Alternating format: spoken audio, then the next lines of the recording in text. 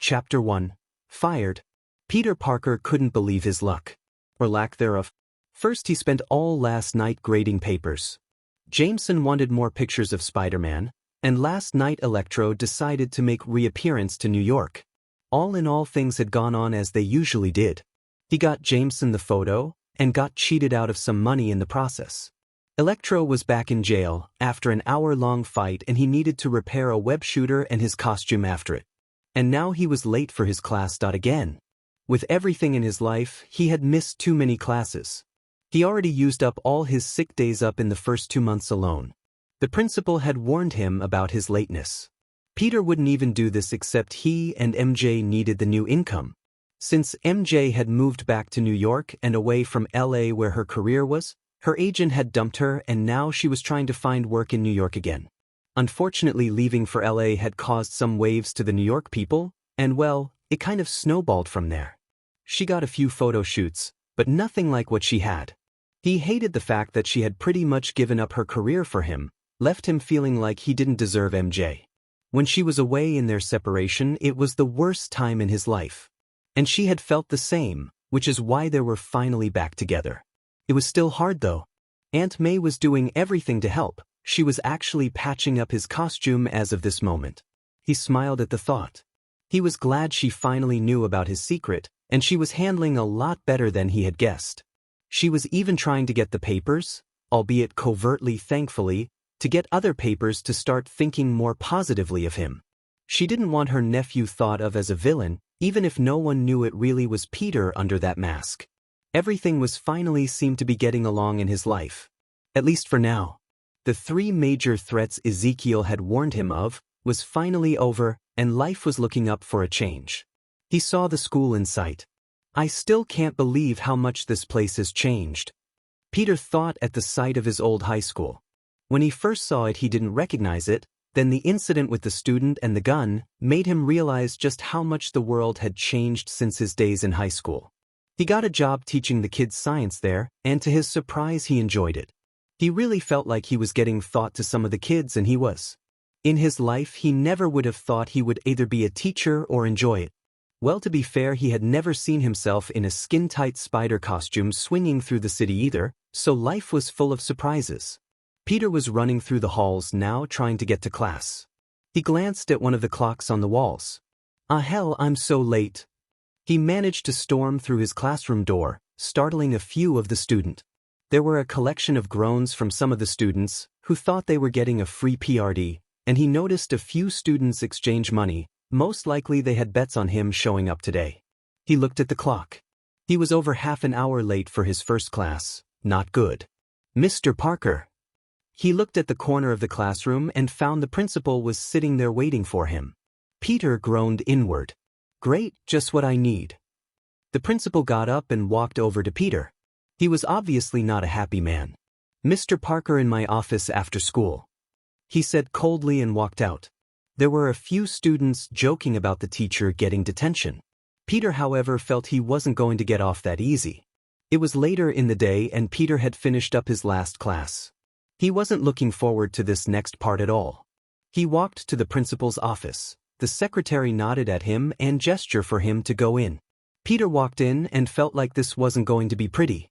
The principal looked sternly at him before speaking. Mr. Parker, you've been constantly late, and you've taken more sick days than the entire teaching staff has since you started here. I feel that hiring you was a mistake, since you can't seem to do your job with the proper resolution and commitment that the other teachers have. So I have no choice but to fire you, Mr. Parker. I already have a substitute on the way here for tomorrow, and a permanent one is on the way also. The principal sighed. I wish I didn't have to do this. You have a real gift for this work and the students love you. But if you can't do this job like a professional, then I'm afraid I have to go with someone else. Peter nodded his head. He knew he was right about everything. It's not like he could tell him he was out saving the city. What really got him was that he really enjoyed this and didn't want it to end. Later, Peter walked through the door feeling not so good at his life at the moment. Hey Tiger, how did it go? He turned to see MJ reading a magazine by the couch, looking up at him. When she saw his face, she knew something was wrong. Peter walked over to the couch and sat down. MJ put away the magazine and moved closer to him. Peter, what's wrong? She asked, concerned. Peter let out a deep sigh. I got fired from the school today. Oh, Peter, I'm sorry, she said, hugging him. She knew how much he was enjoying his new job. He seemed happier at his time there, and she hated to see that he had lost it. Well, maybe you could get another teaching job? She said, trying to lighten up his mood. Peter gave a small smile. That's a nice thought. I just hope I can keep it, if I ever do. MJ patted his arm. Well, don't get so down. Besides, May is coming over for dinner and we can all discuss it then, and maybe we could help. Besides, if you really liked it, you should try and get another one. Peter smiled at his wife. How did I ever get so lucky to get a woman like you? He said with a smile now on his face. I told you once that you hit the jackpot, remember? She said, smiling back at him. So when does Aunt May get here? Peter asked her. MJ looked at the clock. About 2 hours. Why? Then she saw the look on his face and she grinned. Why, Mr. Parker, are you insinuating that we should occupy our time with certain activities? She teased him by sitting on his lap and placing her arms around his neck. Peter grinned and sat up and cradled her in his arms. She let out a small excited shriek at the unexpected movement. They looked at each other, then MJ moved in to kiss him on the lips. You know, Peter thought to himself, maybe things aren't so bad after all. Chapter 2, Employment Opportunity. After May had arrived, and luckily she had arrived after they had cleaned themselves up also. They sat down for dinner, which they barely had time to get ready. They talked about a few things, and of course she asked how he was doing at nights. It was still a little weird for him talking to her about his Spider-Man adventures. He made sure not to get too graphic and edit a few things out so she wouldn't worry. It's not like he wanted to lie again to her, but he didn't want her sitting up at night worrying about him all the time. MJ did enough of that it was sometimes. Then they got to the point of his termination from the school. May, of course, was supportive and everything. She knew it was hard for him being a freelance photographer part-time, a teacher another time, and a superhero the rest of the time. Now I just wish I can get a new job soon, Peter said, feeling a little down. I mean, we're tight enough as it is. May perked up.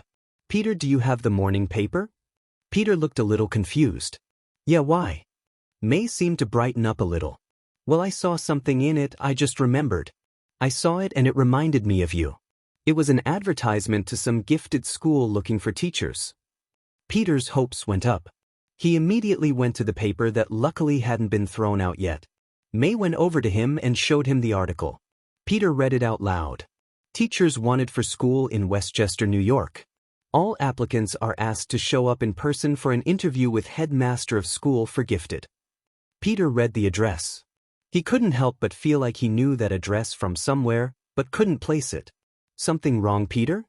May asked him, seeing the look on his face. Peter snapped out of his thinking. Oh, nothing, it just seems familiar to me, that's all. MJ looked over the advertisement. Well, maybe this is for the best. I mean, you lose your old job and now you have a chance at a better one. And look at what they're paying, that's twice what you were earning. Peter takes another look at the advertisement. She was right to us. Well, this is too good to pass up, Peter. You should go there tomorrow and see if you can get this before someone else does. MJ said to him. Peter decided he would, but couldn't help to feel like he should know that address.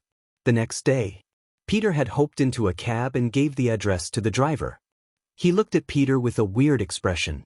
You sure this is where you want to go, buddy? Peter gave him a curious look. Yeah, why? No reason, the driver said quickly, and they began their drive there. Peter was actually nervous. He was wearing his good clothes and the tie MJ had helped him put on felt a little tight. Either that or it was just his nerves. He really needed this job. The photographer payments weren't enough and he really needed this. Plus he also really enjoyed teaching and hoped that they didn't ask him why he was no longer teaching. He really didn't look forward to saying, I was fired because I was constantly late and called in sick a lot. Yeah, that would go over well. Peter was so wrapped up in this that he didn't notice the familiar scenery. In fact, he didn't notice they had arrived when the cabbie talked to him. Hey Mac, we're here.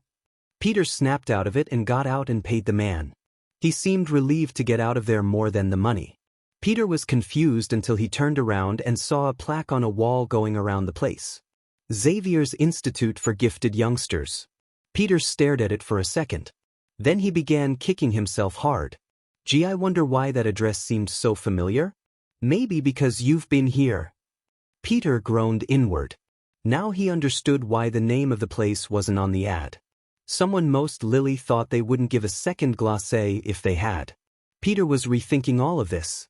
It wasn't that he disliked mutants, hell some of his friends were mutants, or metahumans, even he himself was once asked to join the X-Men in his early days. But the fact that trying to keep a secret identity in this place would be hard. Not that he didn't trust the professor not to look in his head or anything. It was any of the students that might do that worried him. Peter just stood there thinking this over. At least one person knew he was Spider-Man there, and he wasn't sure what he would think of all of this. The gates opened and a man came walking out. Not just any man either. It was Logan, the one person there that knew his secret. Logan looked at him closely. I thought I smelled you around here. What do you want here, Webhead? Are you a little underdressed for when you show up here? Peter would have laughed at this in any other time, but not right now. I'd believe it or not, Logan, I'm thinking about applying for the teaching position. Logan stared at him for a moment, a look of pure shock on his face. Then the most unexpected thing Logan had ever done since he knew the mutant. He laughed, and not just any laugh, he was laughing so hard he was clutching his sides, and Peter swore after a while there were actual tears forming. After a moment he was able to compose himself. Thanks, I haven't laughed that hard in years. I'm serious, Logan, although I'm thinking about not doing this. Peter told him. Logan gave him a look. Oh, and why's that? Logan didn't like the way Peter was talking about this place. If he thinks he's too good for this place, I'll kick his spider butt. Logan thought to himself. It's not what you think. I mean, with all the telepaths around, I'm just unsure if I can teach here and not have my other activities made known. Logan relaxed a bit. He hadn't thought of that. He had his own experience with one of the telepathic kids when the riot happened. It wasn't fun. He thought about wishing him well, but the truth was that they needed new teachers.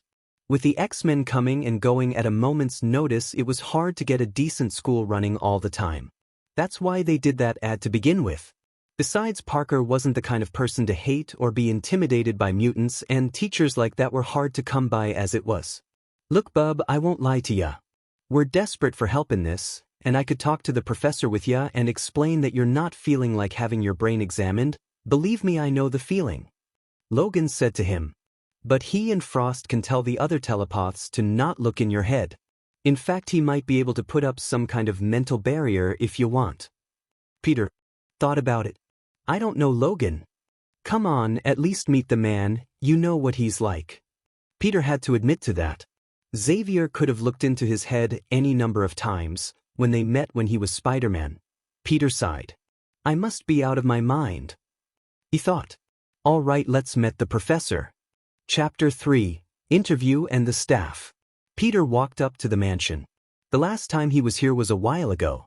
And the fact that there weren't so many kids around were different too.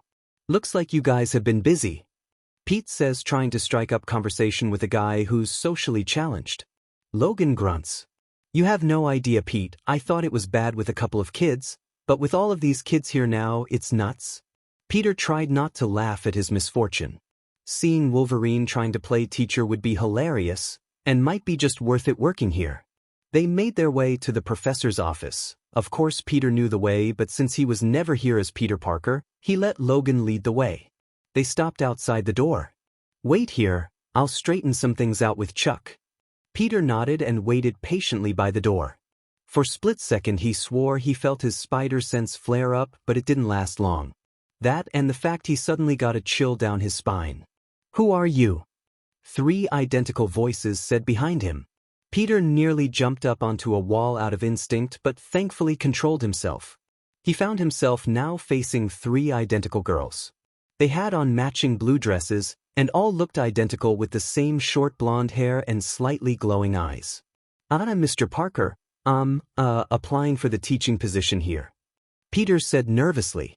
He wasn't sure he liked the way they were looking at him, since he'd seen a few students have the same look.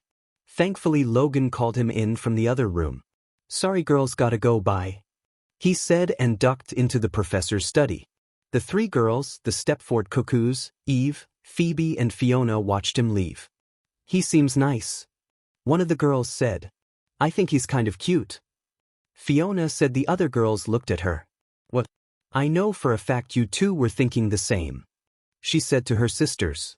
They all looked at each other then nodded. "I hope we get on of his classes," the three said at once. Inside Xavier's office, Peter walked to the professor. He was shocked at first to actually see him stand, but hide it as best he could. Xavier walked over to him and shook his hand. "Well, Mr. Parker, Logan tells me you're interested in a job teaching here. Can you tell me where you teach last?" "I was a high school teacher who taught science and cover for the chemistry teacher too," Peter said honestly. The professor looked pleased at the information. "Well, we could use someone like that. Hank already has math and English studies, so it would be easier on him with someone taking over those two classes." "Well, I'm glad I could help out," Peter said. They continued talking about his qualifications and his past. Xavier was a little concerned about his attendance record, but Logan told him beforehand that Peter had a good reason for it. Xavier was surprised that Logan knew the man. Peter wasn't the kind that Wolverine usually knew. Although Logan did seem to have confidence in his abilities and also seemed to trust him. And for Logan to have that in someone meant Xavier should trust him. "Now before we go anywhere else with this, I understand you have certain concerns about some of the telepaths. Well, I can assure you there was a new rule regarding that, but if it makes you feel any better, I would be able to put in a psychic shield. It wouldn't stop a telepath from forcing their way in, but it would offer protection from the students if you'd like." Peter inwardly grinned. This was exactly what he needed. He just hoped his spider sense wouldn't be either affected or interfere. "Sounds good to me." Xavier nodded his head, and in a few minutes Peter didn't feel any different but was assured of his new mental shields. "Well, Mr. Parker, do you care to see the other members of the teaching staff?" Peter grinned. He already did know of them, but this would be interesting. He could see Logan was getting some kind of perverse pleasure out of this too. "I guess this mean I got the job?" "Well, even though I'm concerned about your attendance, you do seem to be a suitable teacher and you don't seem to have problems with mutants, so I think you do fine here." Xavier smiled at him. The three of them were led to the sign on the door said, "Teacher's Lounge, no students allowed." They walked in and in the room was Danny Moonstar, Scott Summers, Hank McCoy, Emma Frost and Bobby Drake. "Hey, who's the new guy?" Drake spoke up, causing everyone to look. "Everyone, this is Peter Parker. We'll be teaching the science and chemistry classes." Xavier told them. "Cool, so what's he do?" Bobby asked. Peter was a little taken aback, but recovered. Aside from grading papers, photography and mean egg salad, nothing much. Peter responded. "Everyone, Peter is not a mutant, he's human, and he's agreed to help teach the children." Xavier said to them. There were mixed reactions at first. Hank, Danny and Emma were glad while Scott and Bobby didn't really trust him. "Hey, wait a minute," Scott said, just remembering something. "Isn't that photographer who takes all those pictures of Spider-Man named Peter Parker?" Peter shrugged. "Guilty as charged, but I'm trying to branch out. Photography doesn't pay like it used to." There was an uncomfortable silence, and Peter was left wondering what they thought of him now. Chapter 4. Getting to know each other. The silence was a little daunting to Peter. That is until Danny spoke up. "That is so cool. Have you really met Spider-Man? What's he like? How does he make those web things? How do you get all those cool pictures?" Peter couldn't help but smile. At least it's a better reaction than what I'm used to, he thought. "Whoa there, let me answer your questions, okay?" Danny stopped and bushed a little at her reaction. "Well, first off, yes, nice guy, you'd have to ask him that." To which Logan actually smiled a little. "And as for the pictures, that's my secret, sorry." "So how is it a photographer went into teaching?" Hank asked him. Peter scratched the back of his head. "Well, you see, I was going for a degree in the science field, mainly genetics, but certain circumstances made me leave before I could finish, and while as a freelance photographer is kind of cool, I needed a better job and, well, to make it short, I got a job teaching at my old high school." "What kind of circumstances?" Scott asked a little suspiciously. Peter's smile faded and a sad look was now on his face. My uncle died, and I had to take cars of my aunt. Oh, that's sorry I didn't know. Scott said, feeling bad for the man. He knew what it was like to lose family. What about your parents? Didn't they want to help? My parents died in a plane crash when I was a child. My aunt and uncle raised me. Peter solemnly told him. Scott mentally kicked himself. Scott, maybe you should let other handle the questions before you swallow both your legs, since your feet are already in. Bobby said to their leader. Scott didn't say it, but he agreed with him at this point. Well, this is a cheerful atmosphere. Emma said sarcastically. The door burst open at that time, and Jubilee and Paige stormed in.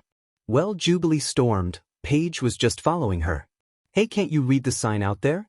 No students. Bobby said to Jubilee. She just turned to him and stuck out her tongue.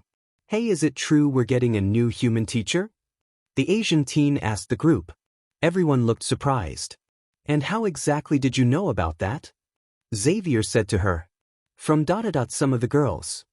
Jubilee said shyly, then she noticed Peter. Is this him? Nah, I'm the new guidance counselor. Care to make an appointment? Peter joked to her. Since when do we need a guidance counselor? Jubilee asked. There were a few laughs from the group. I'm just kidding. Peter said. He was about to call her by name, but stopped himself. He didn't want to have to explain how she knew Jubilee. Jubilee blushed slightly at being so naive. Bobby was on the other hand still laughing. You know, I think I might like this guy. Bobby said, jerking a thumb at Peter. Xavier took Peter on a tour of the institute and showed him the other classes and of course where he would be teaching. Everything looked brand new, well, almost brand new, and there were a lot of students already in classes. They ended up in the gym. I'd like you to meet our gym teacher, Kane Marco. Peter froze for a moment. Kane Marco, the juggernaut. I'd heard he was here, but a teacher. He silently thought to himself. He felt a huge presence behind him, and he slowly turned around to see the huge man, out of his normal armor. Peter gulped hard, but tried to keep a straight face. Hi, nice to meet ya. Peter tried to smile and offer him his hand. Kane arched an eyebrow and shook his hand. Yeah, whatever. The last time Peter had faced him, he had tricked him into a pile of wet cement. Not only that, but the fight was one of the worst betting he got. And now he was teaching in the same place as a man that not only tried to kill him, but put one hell of a beating on him. Kane went back to the class he was teaching and he and Xavier went on. Charles seemed to notice his nervousness. Are you all right teaching here with him?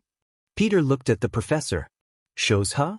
Well, with all the history between you guys and him, it's just a little weird to see him here. Xavier nodded his head. Yes, well, Emma too was once our enemy. And believe me when I say that he has changed. Well, if you say so. But I might take a little while to get used to the idea. Peter said to him. The professor smiled. How do you think the others reacted when he asked to say? Peter grinned at that. He hadn't thought about that, and now that he mentioned it, he bet it wasn't easy for most of them either. The tour continued to the medical room, where Anne was working.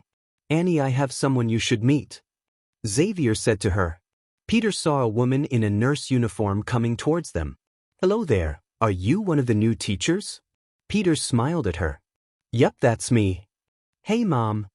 They turned to see a boy run in with Alex Summers behind him. It was so cool today, and I think I got a few new friends too. Annie smiled at her son, and then to Alex, who returned it. Alex, I'd like you to meet Mr. Parker, will be a new teacher for us here. Xavier said to Scott's brother. Well then, nice to meet you, Mr. Parker. Alex said warmly and shook Peter's hand. Please just call me Peter, Mr. Parker makes me feel old. Peter joked to the man. The tour continued and he met a few others. Kurt and him got along fine, and he met some of the others like Amara, Ron, and Zian Koi Man, or just Sean, since it was easier for him to remember. All in all, it was a nice day, and the professor asked him if he could start on Monday. Peter agreed and had called a cab to get him back home. When he got back, MJ was there and wanted to know the news. So how'd it go? Well, I got the job. Peter said to her. She noticed something in his voice. Peter, what is it? Peter couldn't hide the smile. Well, you know how I said that address was familiar? She nodded. Well, it turns out I'll be teaching at Xavier's. MJ just stood there with her mouth open. How could you not know about that? Peter just shrugged.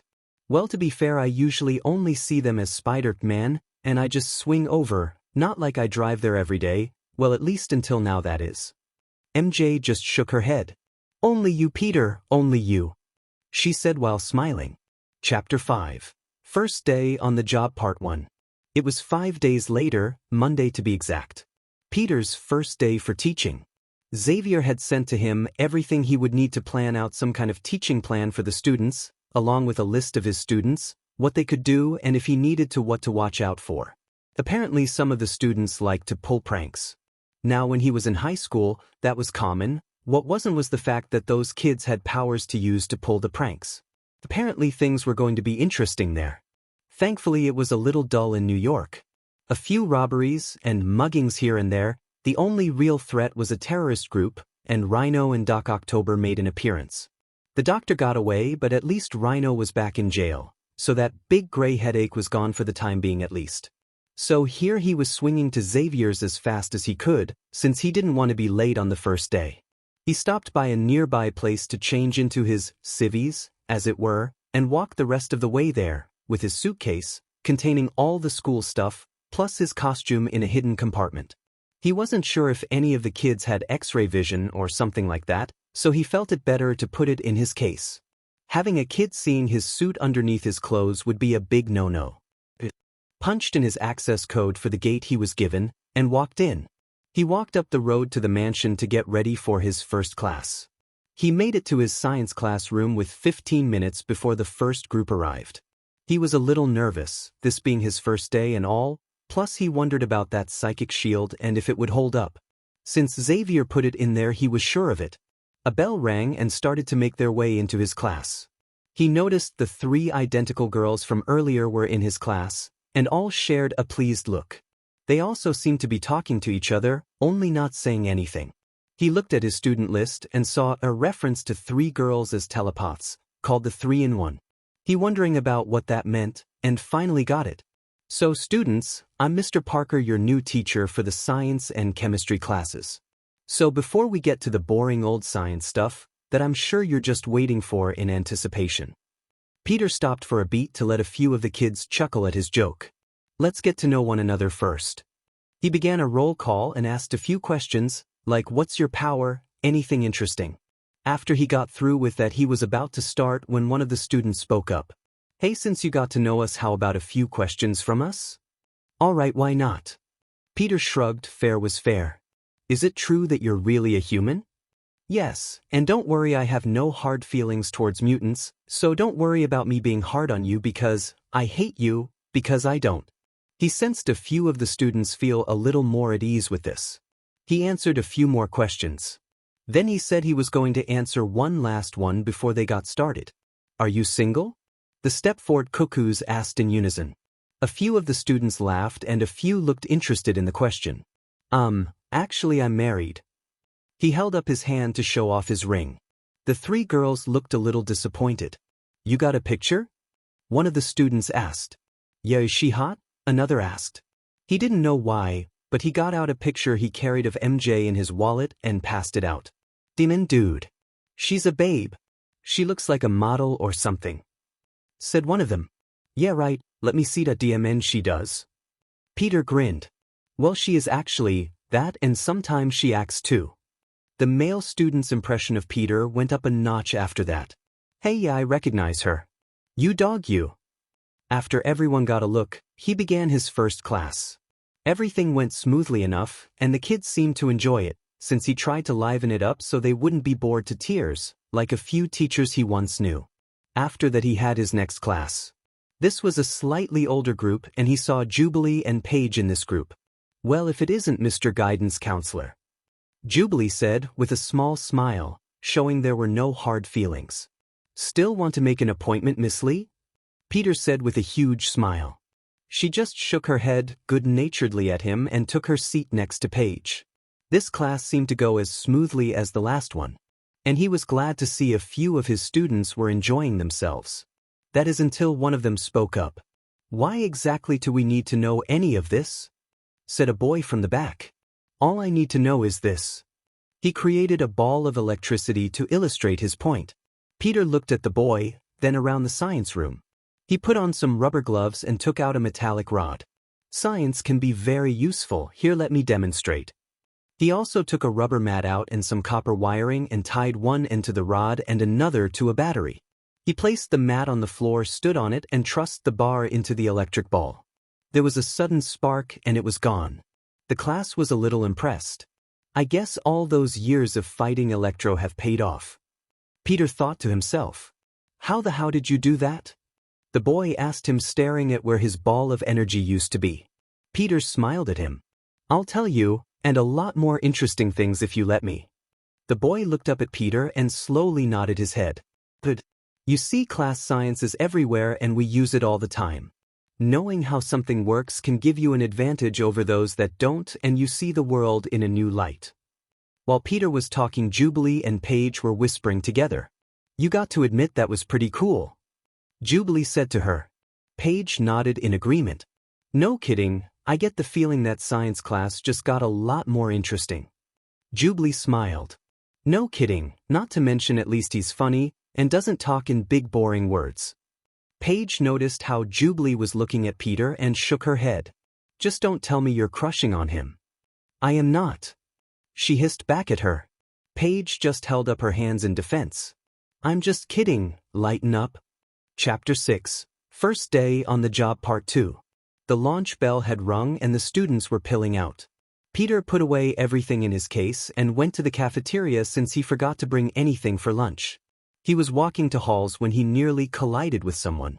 It really wasn't his fault since she came through the wall, or phased through to be exact. Oh, I'm so sorry, I didn't know anyone was there, she said. Peter recognized her as Kitty Pryde. No problem, Miss Dada, sorry I don't think I saw you earlier. Peter said, which was technically true. He didn't see her earlier. Oh, that's right, you're the new guy, right? I'm Catherine Pryde, but you can just call me Kitty. As for why you didn't meet me earlier, I just got back here a couple of days ago. Ah, so are you a teacher or something? Peter asked her. The last he heard, she was working on something in collage. Kitty smiled hugely at him. Don't let my youthful appearance fool you. I teach the computer science classes. Peter couldn't help but smile at her attitude. So are you heading for lunch? She asked him. Yeah, but tell me, is the food here better than normal high school food? Because I forgot to bag it today. Kitty laughed. She knew exactly what he meant. Don't worry, the food here might not be restaurant quality, but it's better than what I got in high school. You want me to show you the way? Peter nodded his head. Sure, I could use a refresher course in this place. Tell me about it. First time I got here, I got lost so many times. Kitty smiled at her earlier memories. Things were so different and simpler then. They talked on the way, and Kitty was glad to finally have someone else that she could take to about computers and science and not be bored. The only other one was Hank, which she was glad for, but a few others would be nice. They got their food and made their way to the tables. Kitty waved to one of the teachers' tables and someone waved them in. Coming? She asked Peter. Since he wanted to fit in more with the people he was working with, he smiled and nodded his head. Although for some reason he felt like he was in high school again. They made their way there and sat down. Peter noticed the table held Warren, Emma, Ron, and Danny so far. Hey, so how's the first day going? Danny asked him, who was sitting across from him. Peter shrugged. Day ain't over yet, but so far so good. Danny seemed pleased at the news. So what do you have next? Peter thought about it. Something called the remedial class next. He saw several of the teachers winch at the name. What? He asked, and he swore his spider sense went off for a second. Well, that class used to be taught under someone else. But now that person is no longer here, so they get moved around with the other teachers until a permanent one can be found. What? Like anyone in their right mind would do that. Emma said under her breath. Jubilee and Paige walked by. Hey guys, hi Mr. Parker. Warren. Paige said. She shared a look with Warren and Jubilee rolled her eyes, which is why she missed a puddle of juice on the ground and began to slip. Peter's spider sense went off and he immediately turned in his seat and caught her. Luckily Jubilee had kept a grip on her tray. You all right? Peter asked her. Jubilee blushed slightly and quickly got up. Yeah, thanks, bye," she said and walked off, while Paige covered her mouth trying to stop laughing and followed her friend. "Whoa, nice reflexes, lady," Ron said. Peter suddenly saw how everyone was looking at him. Well, thanks. Living in New York, it pays to have good reflexes for dodging muggers, bullets, and supervillains. Yeah, New York does seem to get its share of trouble. I guess that's why so many heroes are there," Kitty said before taking a bit out of a sandwich. "Tell me about it," Peter said to her and began to eat his lunch. After lunch it was time to go back to class. He waited for this new group. As they came in he noticed that they were a little more odd than the rest. "Okay, since I'm new, could we go through the attendance?" It was a small group. Just this one kid, Beak, Angel, Ernst, and when he got to Basilisk, a huge guy with no real face, only what passed for a mouth and some kind of small metallic circle for an eye, spoke up. "Don't forget about No Girl," he said. Peter looked down at his sheet. There was no mention of a No Girl in it. "Don't worry, she's incorporeal." Peter was about to mark her down, then stopped. "If she's incorporeal, how does anyone know she exists?" Peter said, giving him a suspicious look. "Busted." Beak, a boy that looked like a cross between a man and some kind of bird, said to him. "Looks like he's a lot smarter than Zorn was." Actually, he was a lot smarter considering who he really was, remember? Angel told him. "Oh, right," Beak said quietly.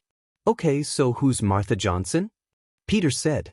Ernst, who looked like a very old little person, held up a glass sphere containing a brain. Peter paled at the sight. "You're kidding me, right?" Angel, the dark-skinned girl with wings, spoke up. "Yeah, these you-men assholes cut out her brain and put it in there. She's aware of everything, I think." Peter looked back to the glass container. He'd seen a lot of twisted and sick things in his life that people had done to one another. But this went into his top 5. "That's sadistic," he said with a hint of anger in his voice at what was done. "Well, it's nice to know at least one human thinks so. I mean, some of those creeps tried to cut my wings off," Angel said angrily. Peter noticed how Beak put his hands on her shoulder and she calmed down. He tried to get the class going, but it was like an uphill battle. Beak, bless him, was a good kid, just not too sharp. Basilisk kept making jokes or interrupting, and the others, well, he didn't want to think about that just yet. After the small, unique class left, there was a short PRD of time before his next one.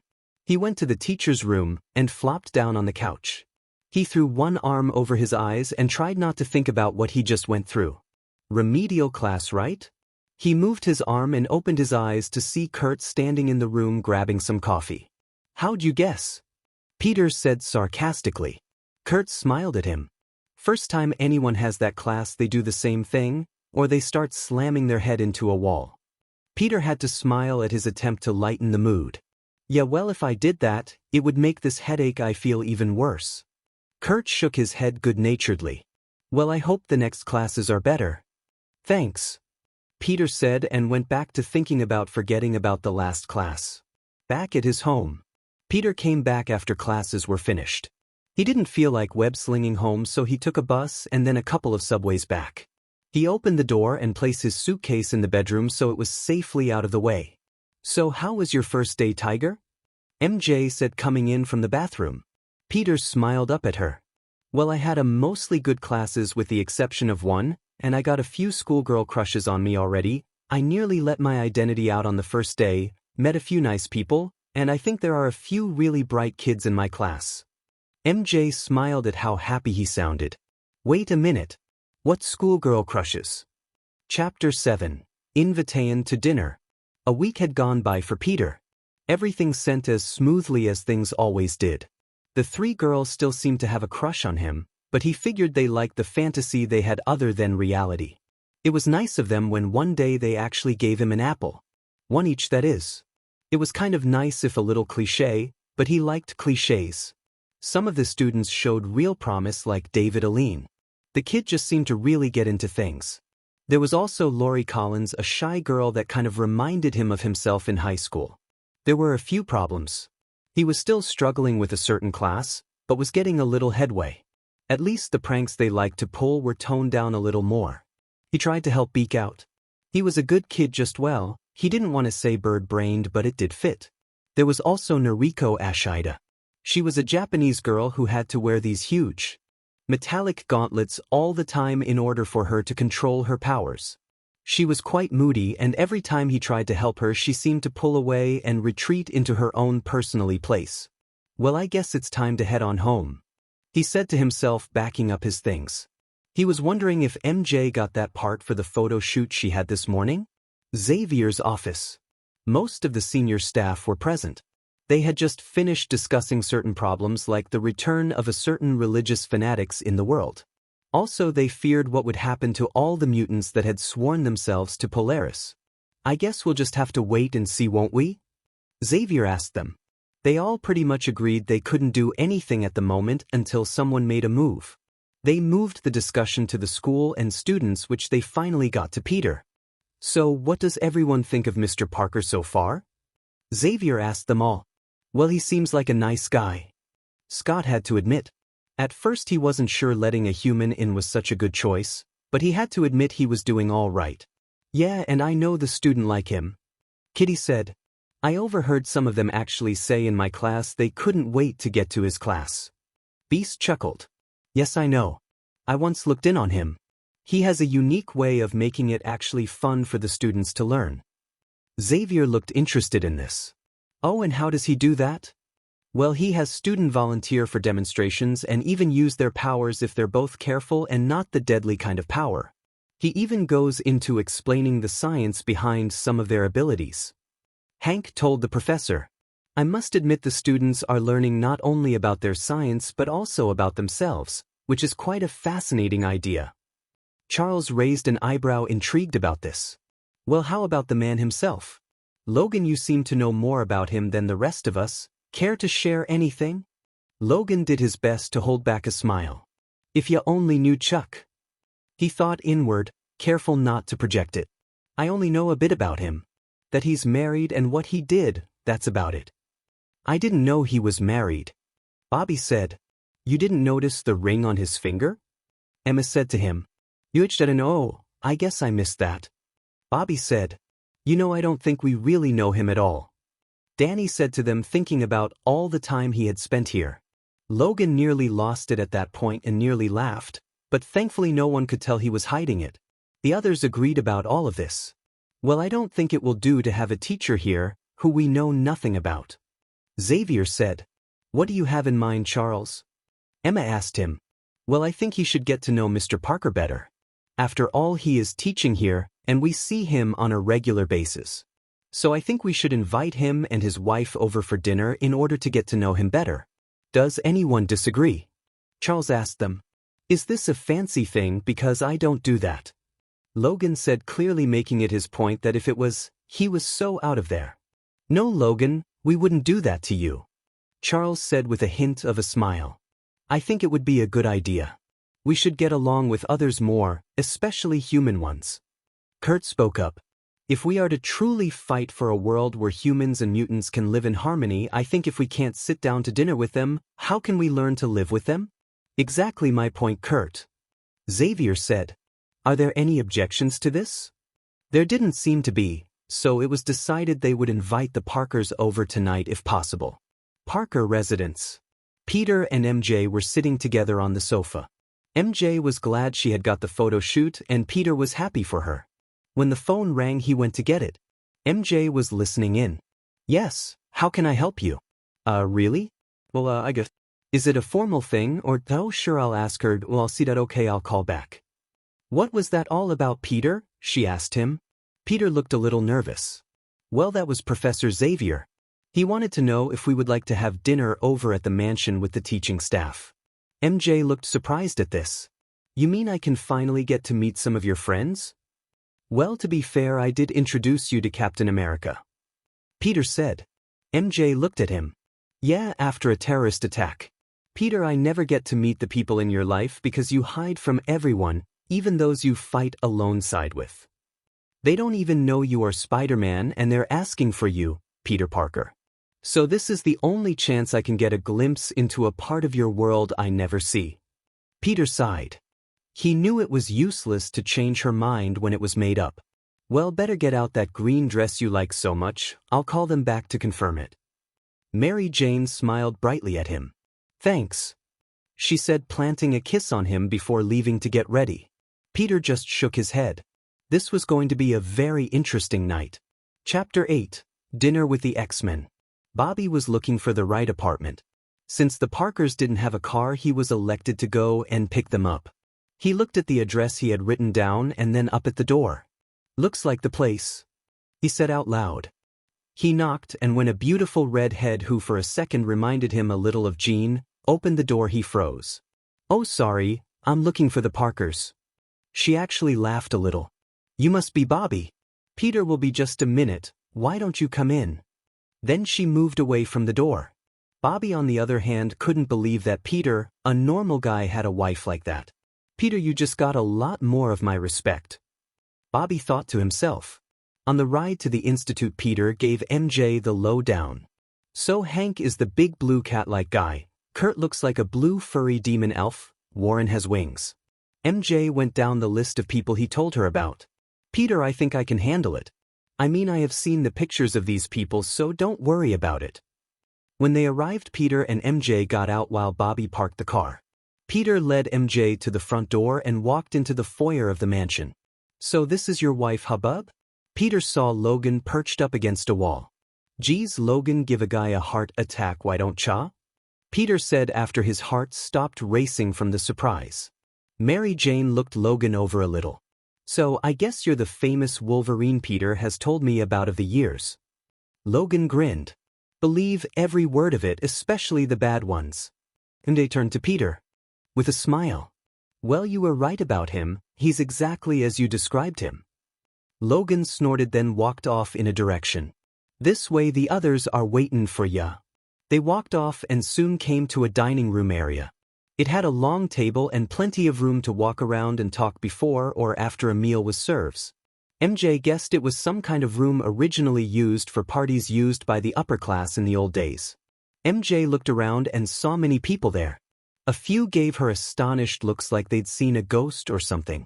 Scott was across the room, and when she walked in he froze for a moment, thinking it was Jean. But he soon realized that she only reminded him of her. Jean was taller, her hair was different, and she moved differently. He guessed because he was still reeling from her death was why. Even sometimes in the city, when a certain redhead walked by for a moment, he thought it was her. He missed her terribly, and it hurt so much. MJ, however, was getting introduced to the others. She met up with Emma, and one look of what she was wearing or lack of what she was wearing was enough for her not to like the idea of Peter working with a woman who dressed like that. She did trust Peter not to do anything like have an affair, but her on the other hand. If she so much as looked at Peter the wrong way, mutant powers or no mutant powers, she was going down. She was a little wary of Juggernaut because she remembered the shape Peter was in after their fight. Kurt and Hank, however, were a surprise. Especially when Kurt had fed in next to her. She gave small startled yelp as he did. Oh, sorry about that, Fräulein. Kurt apologized to her. Oh, it's no problem. MJ said, a little startled at his entrance than more than his appearance. If I could get used to that time when Peter had to bring Venom into our home, then I can handle him easily. MJ thought to herself. She had hidden any fear she had of Venom during that short time. Mostly she was just angry with him. After what he did to her, and all the things he did to Peter, she could never forgive that monster. But seeing Kurt, she could see the kindness in his face and eyes, and knew he wasn't a monster or a bad person. She'd seen evil and monsters up close, and these people weren't those at all. Jubilee and Paige walked in around that time. When Jubilee saw MJ, she froze and looked like a deer in the headlights. What is it? Paige asked the girl. Then suddenly Jubilee screamed and ran to MJ. I can't believe it, it's really you. I mean, I've wanted to meet you. What are you doing here? Wait right there, I'll be right back, please. Jubilee babbled out and then quickly ran out of the room. What was that all about? Danny said, looked at Paige. She just shrugged. Don't look at me, I just know the girl. Not long after, Jubilee came running back in with something. It was a magazine cover from a few years ago. I loved you on that soap opera you were on, and I loved that interview you gave. I was wondering if you could sign this, please. She begged. MJ blushed a little at the looks she was getting from some of the people around her and nodded her head. Glad to meet a fan, Jubilee, right? Jubilee was ecstatic that she knew her name. Yeah, that's me. I loved you on that show. It hasn't been the same since you left. MJ gave her back the magazine with herself on the cover, now with her signature. Jubilee squealed happily and ran back to place it in her room. She's a real bottle of energy, isn't she? She asked Peter, who was trying hard not to laugh at the girl's reaction. During dinner, everyone talked about something or other. Several of the girls asked MJ what it was like on the soap opera, about those she worked with, and what being a model was like. She answered everything, and she was starting to like these people. Then Lockheed decided to make an appearance. MJ unfortunately didn't notice until he landed right next to her, wanting to see the new person. Peter tried to shoo him away quietly, and Kitty tried as well, but before they did, MJ turned and suddenly found her face inches from his. She let out a scream and nearly fell back off her chair. Lockheed, get over here. Now, mister. Kitty yelled out to him. He flew next to Kitty and tried his doggy-eyed routine on her. That won't work on me this time. She chided the little purple dragon. Peter looked nervously at MJ. Sorry, I guess I forgot to mention Kitty has a little pet dragon, huh? MJ gave Peter a dirty look. You are so sleeping on the couch tonight, mister. Peter winced, as did several of the guys out of sympathy. After the meal, they broke up into groups and began talking again. Scott was outside looking up at the stars. He wasn't in the mood for talking right now. Are you all right? He turned to see Mary Jane looking at him with concern. Scott sighed and went back to his looking. It's nothing personal, it's just that I'm going through a rough time. MJ walked up to him and placed a hand on his shoulder. I know, Peter told me about your wife. I'm sorry, I know what it's like to lose someone. Scott looked at her with anger. How could you know what's it like? MJ just stood her ground, staring coldly at him. Because I lost my child. Scott was struck back by her remarks. He really wished he hadn't have said that now. I'm sorry, I didn't know about that. Scott never knew any of this. But he guessed it wasn't something Peter liked to talk about, not that he could blame him. It happened during childbirth, there were complications. She told him, although she couldn't say it was because of Norman Osborn taking revenge on Peter for the death of Harry. They looked on in silence. Scott broke it first. Jean was the love of my life. She died in my arms and there was nothing I could do. I loved her so much that I just wished that the last few months were better. I wish we hadn't been so distant from each other. I wanted to tell her how much I regret it and how much I still loved her. MJ was tearing up. If she loved you as much as you did, that I think she already knew. Scott looked at her then. Thanks, that I don't know why I told you all of this, I don't even know you. MJ shrugged. Sometimes you can only tell a stranger things you couldn't bear to tell your friends. Scott nodded in understanding. MJ shivered in the night air. Well, I'm heading in, that I know you're hurting now and I understand why you said that. I hope one day you get better. Mrs. Parker, thanks. Scott said to her. MJ smiled slightly. You're welcome, and please, it's MJ or Mary Jane. Scott nodded and she. After everything was said and done a while later, they called it a night. Bobby took them back home. When they got back, MJ thanked him for the ride. While back in their apartment, MJ looked to Peter. They really have it tough, don't they? I mean, what Scott is through alone must be tough.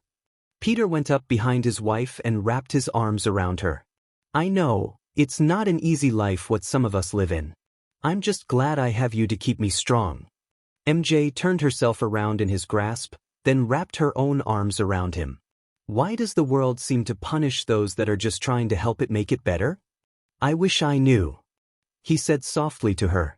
Chapter 9. One of those days. Well, this is going great. Peter thought to himself. So far he had spent Sunday morning finishing up some schoolwork for Monday, and in the afternoon he was just swinging around New York, just doing his thing. He spotted a robbery in progress and decided to try and convince them to put it back. Or web them up after beating them black and blue for the cops. Either way was fine. He was doing well too. He had the situation under control. Most of them were either webbed up or unconscious. That is until his spider sense went off. He leaped up and, overthinking on of the goons was trying to attack from behind. That would have been better, since the guy not only grabbed his ankle, but also slammed him into a wall pretty hard. He guessed this wasn't the normal kind of thief. While looking up he saw the ringleader of this merry band. "Well, Spider, long time no see," said a tall, very built and very pale-looking man in black. "Oh great, Tombstone. I thought you left town or something?" Spider-Man said, getting up. Tombstone smiled cruelly at him. "Just buying my time, Spider, until things settled down in the underworld with the Kingpin gone and all. There's a power vacuum. And let me guess, you're going to try and fill it? No offense, wait, strike that, offense intended, but you're not exactly Mr. Subtle like Fisquus," Spider-Man said to him. This only seemed to anger Tombstone. The fight was short, but brutal. By the time the cops showed up, Tombstone and his goons were all neatly tied up, and luckily Peter got a few good action shots in. He decided to call it a night since his ribs were killing him, not to mention all the bruises. It had taken him a while to get home. It was night now, and that meant he could get into the apartment through the window without too much worry about someone seeing him. He walked across the apartment and put the camera on a table with his mask, gloves, and web shooters. He also had to get the film developed and ready for JJ for the next morning. Great, I got to get there early and droop them off, get yelled at, get underpaid, and then hurry across town and get to the Xavier Institute for classes. Peter raised the one arm that didn't hurt when he raised it, to pinch the bridge of his nose for the headache that would do. I was going to be one of those days. In fact, since it was past midnight, it already was one of those days already, and the sun wasn't even out yet. Some days were best if I just didn't get out of bed, he thought to himself. He went to the kitchen where the spare first aid kit was. After years of doing this, he learned the hard way to always keep more than one, and to keep both in good supply. He gritted his teeth and pulled the top of his costume off. The familiar pain of bruised ribs stabbed through his body. He was about to tape them up when the door to the bedroom opened. MJ stood there looking at him. She went over to him and helped him. Neither one of them said a word. They had gone through this so many times they didn't need to speak. She had seen him far worse than this, but it still hurt to see Peter like this. She hated the fact he got hurt while doing this, but she also knew he couldn't stop this, and that he was needed out there. She knew how important it was what he did. After he was all bandaged up, and his cuts sterilized and covered, she sat down next to him on the couch. She rested her head on his shoulder and he tilted his head on hers. He needed her at times like this when he was exhausted and needed her the most. Then he moved up. "Peter, what are you doing? You should be resting." Peter gave a tired sigh. "I should get those photos done for JJ in the morning. You know how he is. He's most likely going to be angry that I didn't give him the photos this night." MJ looked at the clock. It said 2:34 a.m. "Peter, I doubt he would. On second thought, I think he would." Peter smiled for the first time in hours. "Why don't you go to bed while I finish up? I don't want to keep you up." MJ looked concerned at him. "Peter, maybe you should call in sick tomorrow for class. You won't be any shape for tomorrow." Peter shook his head. "I can't do that, MJ. I don't want to ruin this, like last time." MJ watched him go off to collect his camera. She went to bed and tried to sleep but couldn't. Peter didn't come to bed for over an hour and he was still in his uniform, too tired to take the rest of it off. In the morning, MJ woke up and saw Peter still asleep. It was 7:38 in the morning, and she looked at Peter. He still seemed too tired and there were bags under his eyes. She decided to let him sleep. She quietly went into the living room and went to the phone. She called the institute number. "Xavier Institute." Came a familiar voice of Logan. She breathed a sigh of relief. She knew he knew about Peter's other life. "Logan, I need you to tell them Peter won't be in today." There was a silence on the other line. "Is it bad?" he said evenly. MJ couldn't tell if he was concerned or just wanted to know how long he would be out for.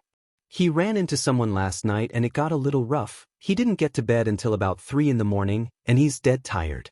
He asked me to wake him, but he needs his rest, so I'm letting him sleep in. So could you tell the others he's sick or something?" "Sure, no problem." There was a short silence. "You're a good wife to that guy," Logan said to her. She smiled at the voice on the other line. "I know, and thanks." She hung up the phone and went to check on Peter. He was sound asleep and she got a few pieces of clothing and snuck back out. She dressed up and found the photos he had done the night before. She planned on giving them to Jameson personally so he didn't have to get up. She called in Aunt May to look in after Peter while she was out. She told her the basics of everything and May told her she would be right over to look after him. MJ thanked her and wrote a note and placed it next to Peter quietly so if he woke up, he would know what had happened. She slipped out of their apartment without a sound and locked it behind her. She may not be able to stop him from getting hurt in a fight, but she could look out after him after it was done. Chapter 10. Looking after Parker. Logan hung up the phone after Parker's wife called. He knew something like this would come up sooner or later. He knew Peter had a lot of different powers, but unlike Logan, he didn't have a healing ability, so the next morning all the bumps and bruises would be gone. He walked down the halls to Xavier's office. He knocked first, but as usually didn't wait for a replay and just walked in. "Hey Chuck, you got a sec?" Xavier looked up from his desk. "Yes, I do, Logan." Parker's wife called. "He's not doing so well and he's called in sick. You think you got someone who could take over for the day?" Charles thought about it. "I believe Kitty or Hank could substitute." Logan nodded. "That's good." He turned to leave but then stopped and looked over his shoulder at him. "Oh, and Professor, I'll be taking off for a while. I got something to look into." Charles had a small smile on his face. "Of course you do, Logan." Parker apartment. May Parker was just getting in. She shut the door and went to look in on Peter. She saw him there, the bottom half still in costume, with a few bandages and some signs of bruises on his exposed upper body. He was lying sprawled out on the bed over the covers. May sighed sadly at the sight of him. She was still getting used to the fact that this is what Peter had been doing since he was a teenager. She quietly closed the bedroom door and let him sleep. She walked over to the kitchen and decided to make some coffee since she missed it this morning. She in such a hurry to get here, so she had left the house without something to help wake her up this morning. She waited patiently for it to finish while sitting on a chair in the kitchen dining room area of the small apartment. A little while passed and she got herself a cup ready. She placed the pot back on the heater to keep it warm in case Peter got up and wanted some. She had only taken a few sips when there was a knock at the door. She thought that MJ was back and had forgotten her keys or something, since who would be here at 8 in the morning? When he opened the door, she was surprised to see a man in a biker jacket and jeans, with a very unique hairstyle. It seemed to up in 2 points on the sides of his head. He also wasn't clean-shaven. "Who are you?" she demanded. The man only seemed to smile. "I'm Logan from the Institute. His wife called and said something about him having some trouble last night. I just wanted to check up on him, to make sure he's all right is all." May regarded him skeptically. Logan sighed then leaned in closer. "Look, I know about his other job swinging around the city, so you don't have to worry about that." May took a step back, startled at the revelation. "Oh, so you know about that? Well, then I guess you could come in," she said to him. "But you better not wake him up, or you are out of here. You got that, mister?" she said, pointing a finger at him. Logan couldn't help but grin at the old lady. "She's got spunk, I'll give her that," he thought to himself. He walked into the apartment and looked around. It was a little small. The kitchen and dining room was basically the same place, and there was a small yet comfortable living room area with a green couch, a chair, a table in front of them all, and a TV on the far wall. He looked to see a doorway and moved to it. May tried to object, but Logan held up his hand to silence her and continued on. He opened the door slightly and saw him there. He could also smell some dried blood, but not much. He closed the door and walked to the table of the kitchen dining room and sat down in one of the chairs. He thought about how he looked to him. He'd seemed much worse at the mansion, but there they always had someone like Hank around. He never thought what these loner heroes went through at times like this. "How many times does this happen?" Logan asked May. She sat down across from him. She could tell there was a hint of concern in his voice, but he was hiding it well. She sighed. "I don't really know. I just found out about this not too long ago, but thinking back to it, I think it gets back every now and then.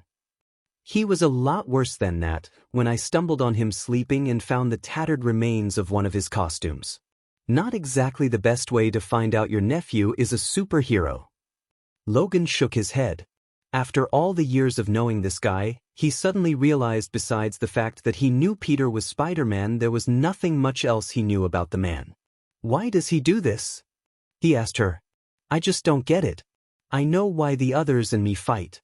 We fight because someone has to stick up for mutants. But I have no idea why he does it. With great power comes great responsibility, May said plainly with a hint of sadness. Logan looked at the woman. I've heard him say that before, but what does it mean? May sighed. It's a long story and I'd rather him tell you, but since it took years for him to tell me, I guess I'll give you the basic version. May told Logan all about Peter's Uncle Ben and what happened to him. She told him how responsible he felt about his death. Logan shook his head. So that's why he does this with a passion, he thought. Logan looked at May sitting across from her. Thanks, he plainly said, not a man of big words. May smiled kindly at him. Then the door opened and suddenly slammed shut. They both turned and could see Mary Jane storm in through the door since the area they were in wasn't separated by a wall or anything to the front door. That man is impossible. How does Peter stand it? She said angrily, then she noticed they had company. Logan, what are you doing here? Logan stood up from his chair and made his way to the door. Just checking in to see if the webhead was going to be out more than a day or something. Then he turned to face May as he reached for the doorknob. Nice meetin' ya. Then he opened the door and left. Mary Jane looked back at May with still a surprised expression. May just shrugged. I think he was just worried. So what did that Jameson person do this time? MJ went into a rant how that man, as she kept referring to him, was totally unrealistic. When he found out that Peter was sick and MJ had sent in the photos herself, not only did he try and cut the price down, thinking she didn't know how much Peter made off those pictures. He also went into a speech about him crawling to work with a broken leg, and if he could do it, so would Peter. MJ had to control her temper at one point when he called Peter a no-good lazy camera jockey. She had gotten a check for the pictures and got out of there quickly before she decked him. May looked at her shaking her head. I swear that man gets more and more grouchy every year. May said dismayed. Tell me about it. How Peter puts up with that hot-aired Phil, Hitler mustache-wearing man is beyond me.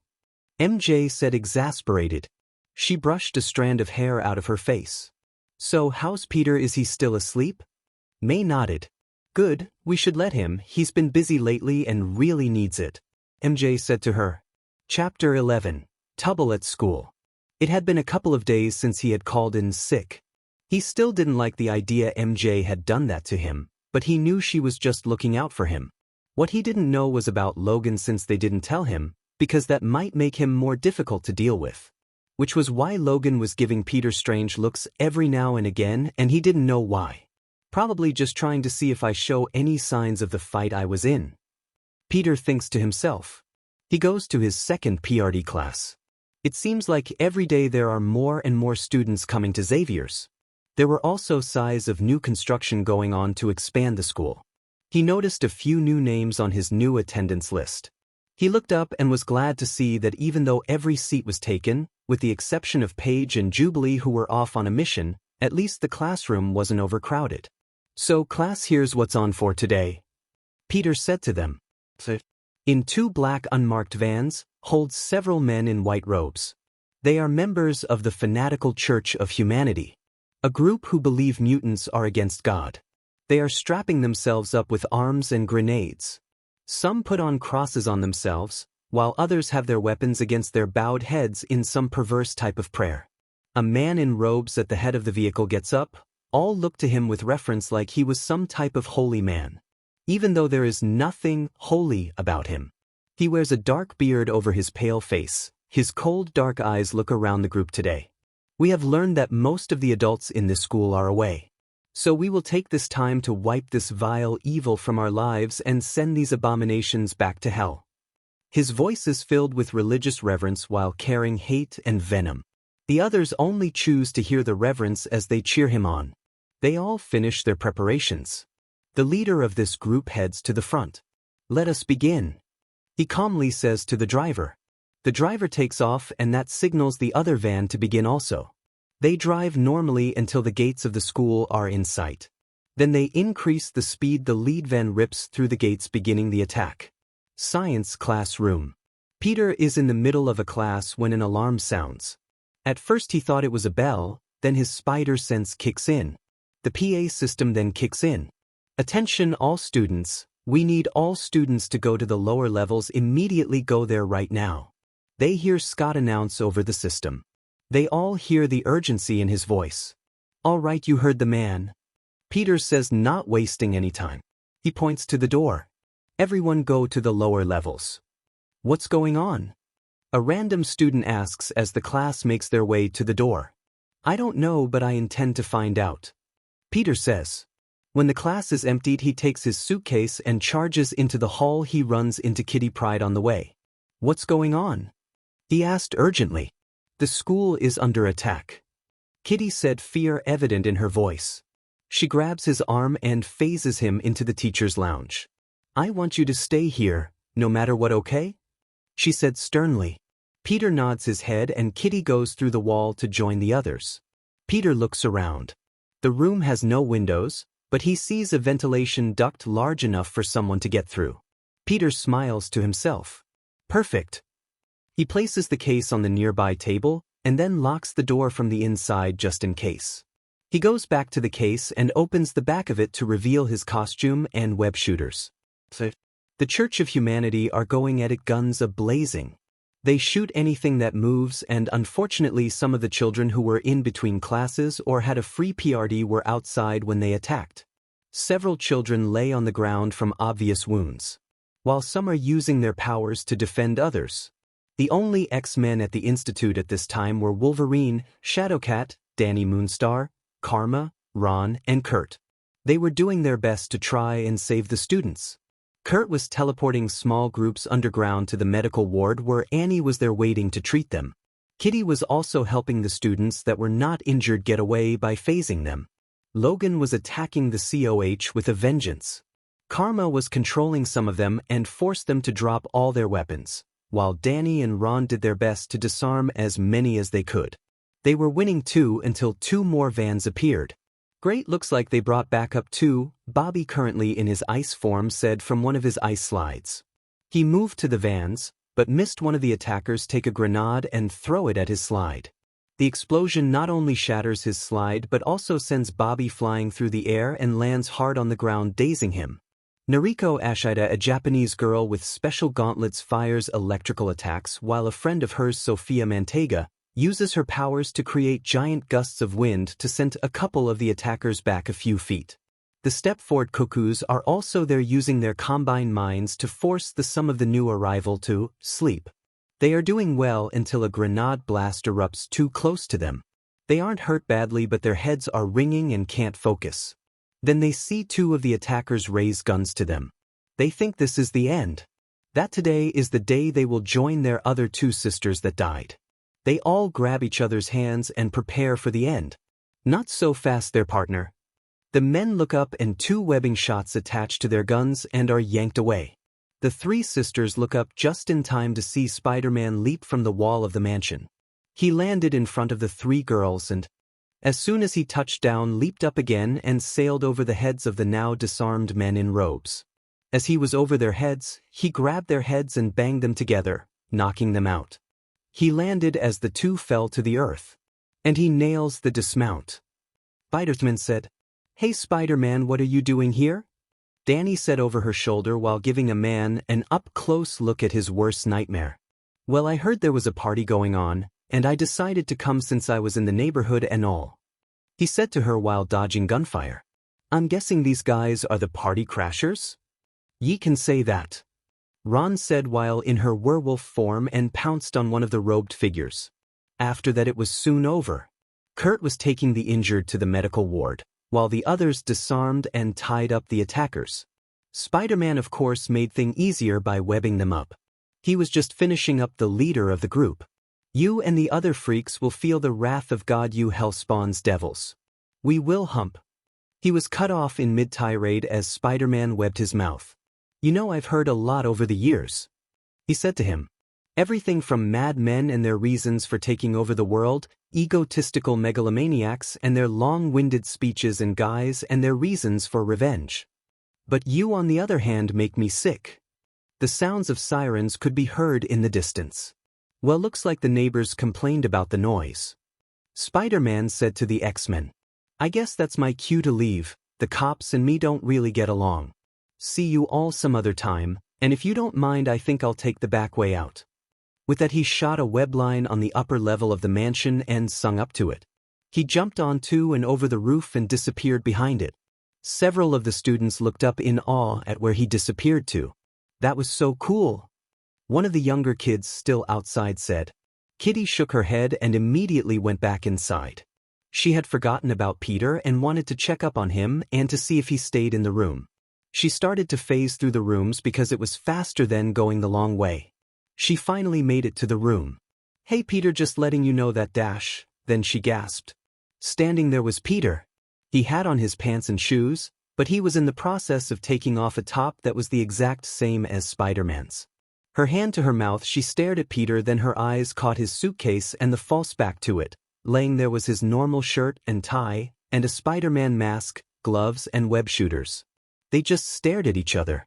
Kitty in shock and Peter with a look of a deer in headlights. Chapter 12, Aftermath. Kitty and Peter just stared at each other, waiting for the other person to speak, or move, or do anything. Oh my God! Kitty whispered under her breath. She couldn't believe this.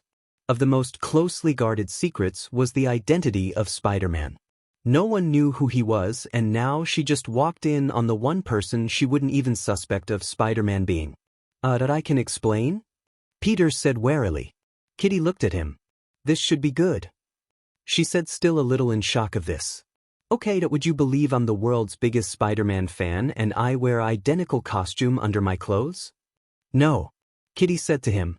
Got anything better than that? No, not really. Peter sighed. So now what? Kitty was silent for a moment. You, Spider-Man? She finally screamed out. Peter winced and quickly moved to her and put a hand over her mouth. I have a secret identity.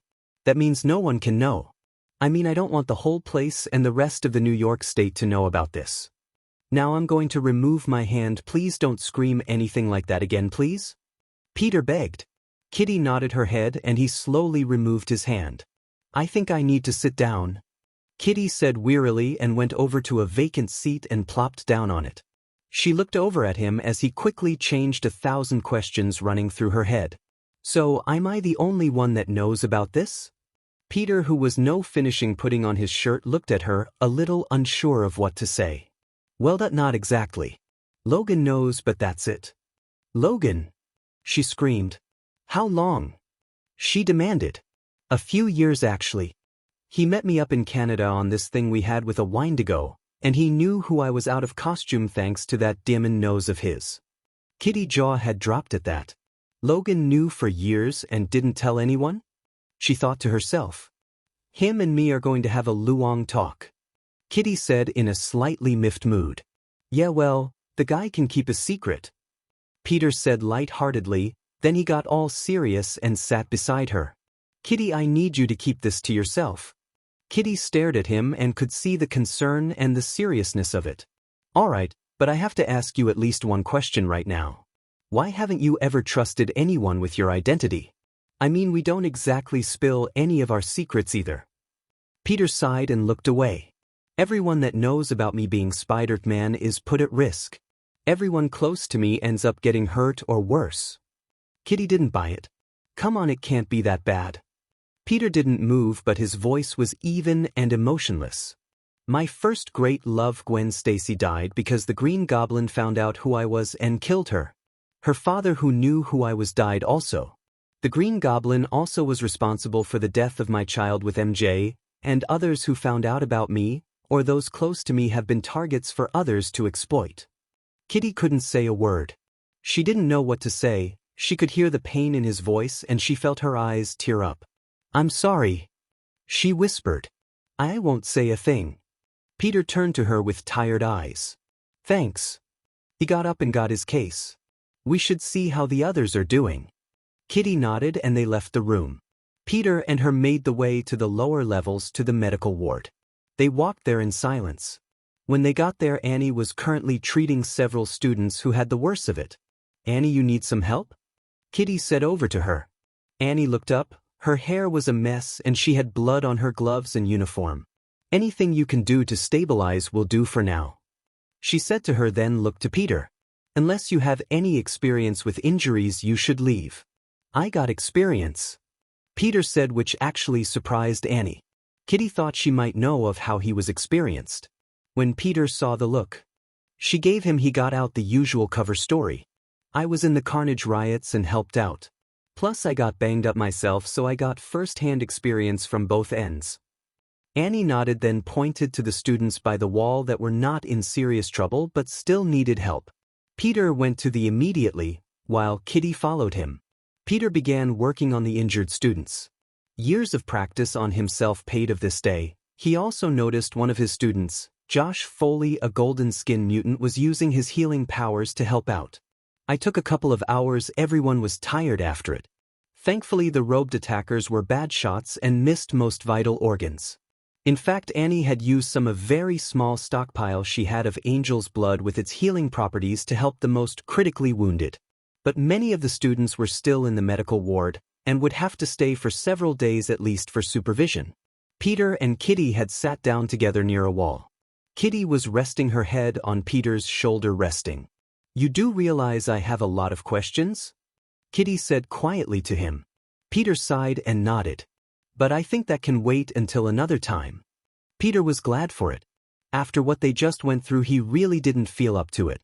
Scott walked in on the scene, taking everything in. He noticed Peter and walked up to him. I heard you helped out down here. Thanks, Scott said to him. It wasn't exactly friendly, but it wasn't anything negative either. With what humans just did up top, Peter was surprised he wasn't furious with humans. I've called off the lessons for the rest of the day, so don't worry about any of the other classes, he said to him. Peter managed a tired grin.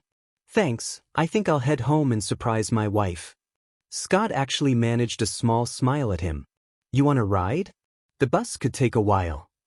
Peter was thinking about it when Kitty spoke up. I will. I need to get out of here for a while after this anyway, she said, looking around her. Scott nodded his head in understanding and left to check on the status of the children. Peter turned to Kitty. You didn't have to do that, you know? Kitty shrugged. I know, but you deserved it for helping us, and besides we could talk a little on the way. Oi, Peter said, sending the back of his head against the wall. Kitty nudged him in the ribs. Come on, it won't be that bad. Besides, I'll try and keep the questions light. They grudgingly managed to force themselves up and made their way to the garage. Chapter 3, Talks. Peter and Kitty were in a red sports car with the roof up. They had made most of the journey in silence, since Kitty had no idea where to begin. So she decided to start somewhere. So, if you're not a mutant, then how did you get your powers? Bitten by a radioactive spider. Peter said evenly, like it didn't matter, and just shrugged. You're kidding? She asked him. He shook his head. Okay, that's weird. I take it your wife knows too, huh? Oh, yes, she knew before I married her. In fact, I doubt I could have kept it from her. I mean, how do you explain a Spider-Man suit in the laundry or coming home sporting injuries? He said light-heartedly. She smiled. Yeah, I guess it would be easier to tell her than her finding out. Tell me about it. You have no idea what I went through with my Aunt May when she found out not so long ago. Kitty looked at him surprised. You didn't tell her? But she raised you, why not her? Peter slunk down a little in his seat. Well, it's complicated. I didn't want to worry her, and I was a teenager when I started, and I didn't want her to talk me out of it or something. Plus, there's the whole reason why I became Spider-Man in the first place, he said. She could hear the pain lingering in his words. What happened? She asked carefully. Peter began to tell her about how it all sent down. The spider bite to wrestling, which she laughed her head off at. Then he got to Ben and the events that happened. Kitty was silent for a while. It wasn't your fault, you couldn't have known, she said quietly. Peter heard her anyway. But if I had done something, everything would be different, he said. She could tell there was nothing she could say to make the quilt he obviously felt to go away. I think I know how you feel, she said sadly. Peter looked at her to go on. 3 people who I cared for in this world died, and there was either nothing I could do or I wasn't there to stop it. There was Pyotr, who was my first love, if you will. He died sacrificing himself to cure that legacy virus. I wasn't there to stop him or comfort him, or there for him at the end. His sister Ilyana, one of my best and closest friends, died from that virus, and I still couldn't do anything. Then there was Pete Wisdom. Him and me were not close. And now he's gone. That's why I left for a while. I couldn't take all these people I knew and cared for dying all the time. I just didn't want to lose any more people in my life. She took her hand from the steering wheel to wipe her eyes of tears. Peter placed a hand on her shoulder. Kitty stopped at a stop sign and took the time to look Peter in the eyes. They were two different people who lived slightly similar yet different lives.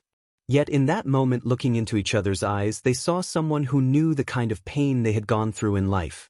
In that moment they were as close as friends could get, because they were the same at that time. The moment passed and they continued on to Peter's home. When they got there, they were lucky enough to actually find a parking spot near Peter's apartment. Peter got out of the car and thanked her for the ride when she called to him. "Hey Peter, if you ever want to talk, or need any help with that, don't be afraid to ask, okay?" she said to him. He nodded his head and gave a 2-finger mock salute to her, and went up the steps to the front door. Later, back at Xavier's, Logan and the rest of the X-Men had returned as fast as they could since they heard of the attack. They overlooked the area and helped to clean up and to replace the gates. Logan was just finishing a beer in the lounge when Kitty, of all people, stalked up to him. "Now," she said. He could tell she was sad about something, so he decided to go with her. They walked in silence to her room, and after she checked to make sure no one was in it or outside the hall, she locked the door and stood there staring at Logan with a look one usually gives a kid when you've caught them doing something they shouldn't have. "First off, I can't believe you've known who Spider-Man was for years, and secondly, I can't believe you let him teach here and not tell anyone." She snapped at him. Logan was shocked, to say the least. How the hell did Dash? But she cut him off. Short version: I phased into the room he was in while he was changing. "Now answer me, Buster." Logan looked at her with an emotionless face. "It wasn't my secret to tell, first of all. He's a good guy and I respect his privacy, and that's why I didn't say a word. Besides, you can't say I lied to anyone. I did know him from before when he interviewed here, and no one asked me if I knew who Spider-Man was, not that I would tell anyways." Kitty regarded him closely, then sighed and sat down on her bed. "Yeah, I guess you're right. It's not fair to tell someone else's secrets like that." Then she looked up at him. "So, anything else I should know about? Are there any more teachers we will be getting that are secretly superheroes?" Logan grunted and grinned at her. "Those are my secrets, half-pint." "Logan," she whined. "That's not funny." His grin even got more wide than before. "Is too." Kitty huffed and crossed her arms and gave him a glare. "Sometimes I hate you." Logan actually let out a small laugh. "So, I take it you're not going to tell anyone?" he said to her. "Oh, course not." Then she tilted her head and placed a finger on her chin. "Well, that may be Danny and Ron, oh, and of course Samara and a few of the girls in my class." "Kitty," Logan said in a warning tone. "Just kidding. Man, you can dish it out but can't take it, can you?" she said, smiling at him. Logan just scowled and left. Kitty, on the other hand, Kitty was really amused at his reaction. Then as she left, she laid down on her bed thinking of everything. Then a thought had just hit her. She was teaching with one of New York's most famous heroes, and she knew something that most people would kill for. It was a little overwhelming since this was the first time she had any real time to think about it and let it sink in. It was really quite incredible when she thought about it. She knew she couldn't say anything about this to anyone else. Logan wouldn't want to talk about it, and she couldn't talk to her friends about it. She felt like she had to let it out. Then an idea hit her. She wasn't the only person to know. Well, she did seem nice. I wonder if she wouldn't mind meeting me to talk, she thought to herself. Chapter 14, Student Talks. Several of the students were in one of the lounge areas that they used frequently. Of course, the topic of the day was the attack. Everyone was either telling them what had happened to those that were still inside or how they helped out. Mostly thought they were talking about the unexpected appearance of Spider-Man. Paige and Jubilee, who had returned from the mission with the others, were listening with full attention. "I can't believe we missed all of this," Jubilee exclaimed, throwing her hands up. At least no one was killed. Paige said. This time. They turned to see Noriko Ashida, with her gauntlet arms crossed, sitting in a chair not too far away with a dark expression on her face. Noriko, things could have been much worse, and I doubt they will try something like that again. Lori Collins shyly said to her. She was sitting on the floor, her back against one of the couches. She's right. 3 identical voices said. They turned to see the Stepford Cuckoos standing not too far away. We thought we were going to die like our sisters. Then he saved us.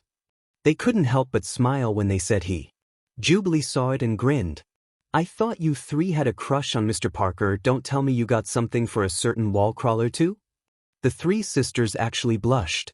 Well, that suit of his does leave little to the imagination. One of them said.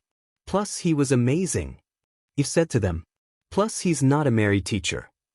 Fiona said to finish it off.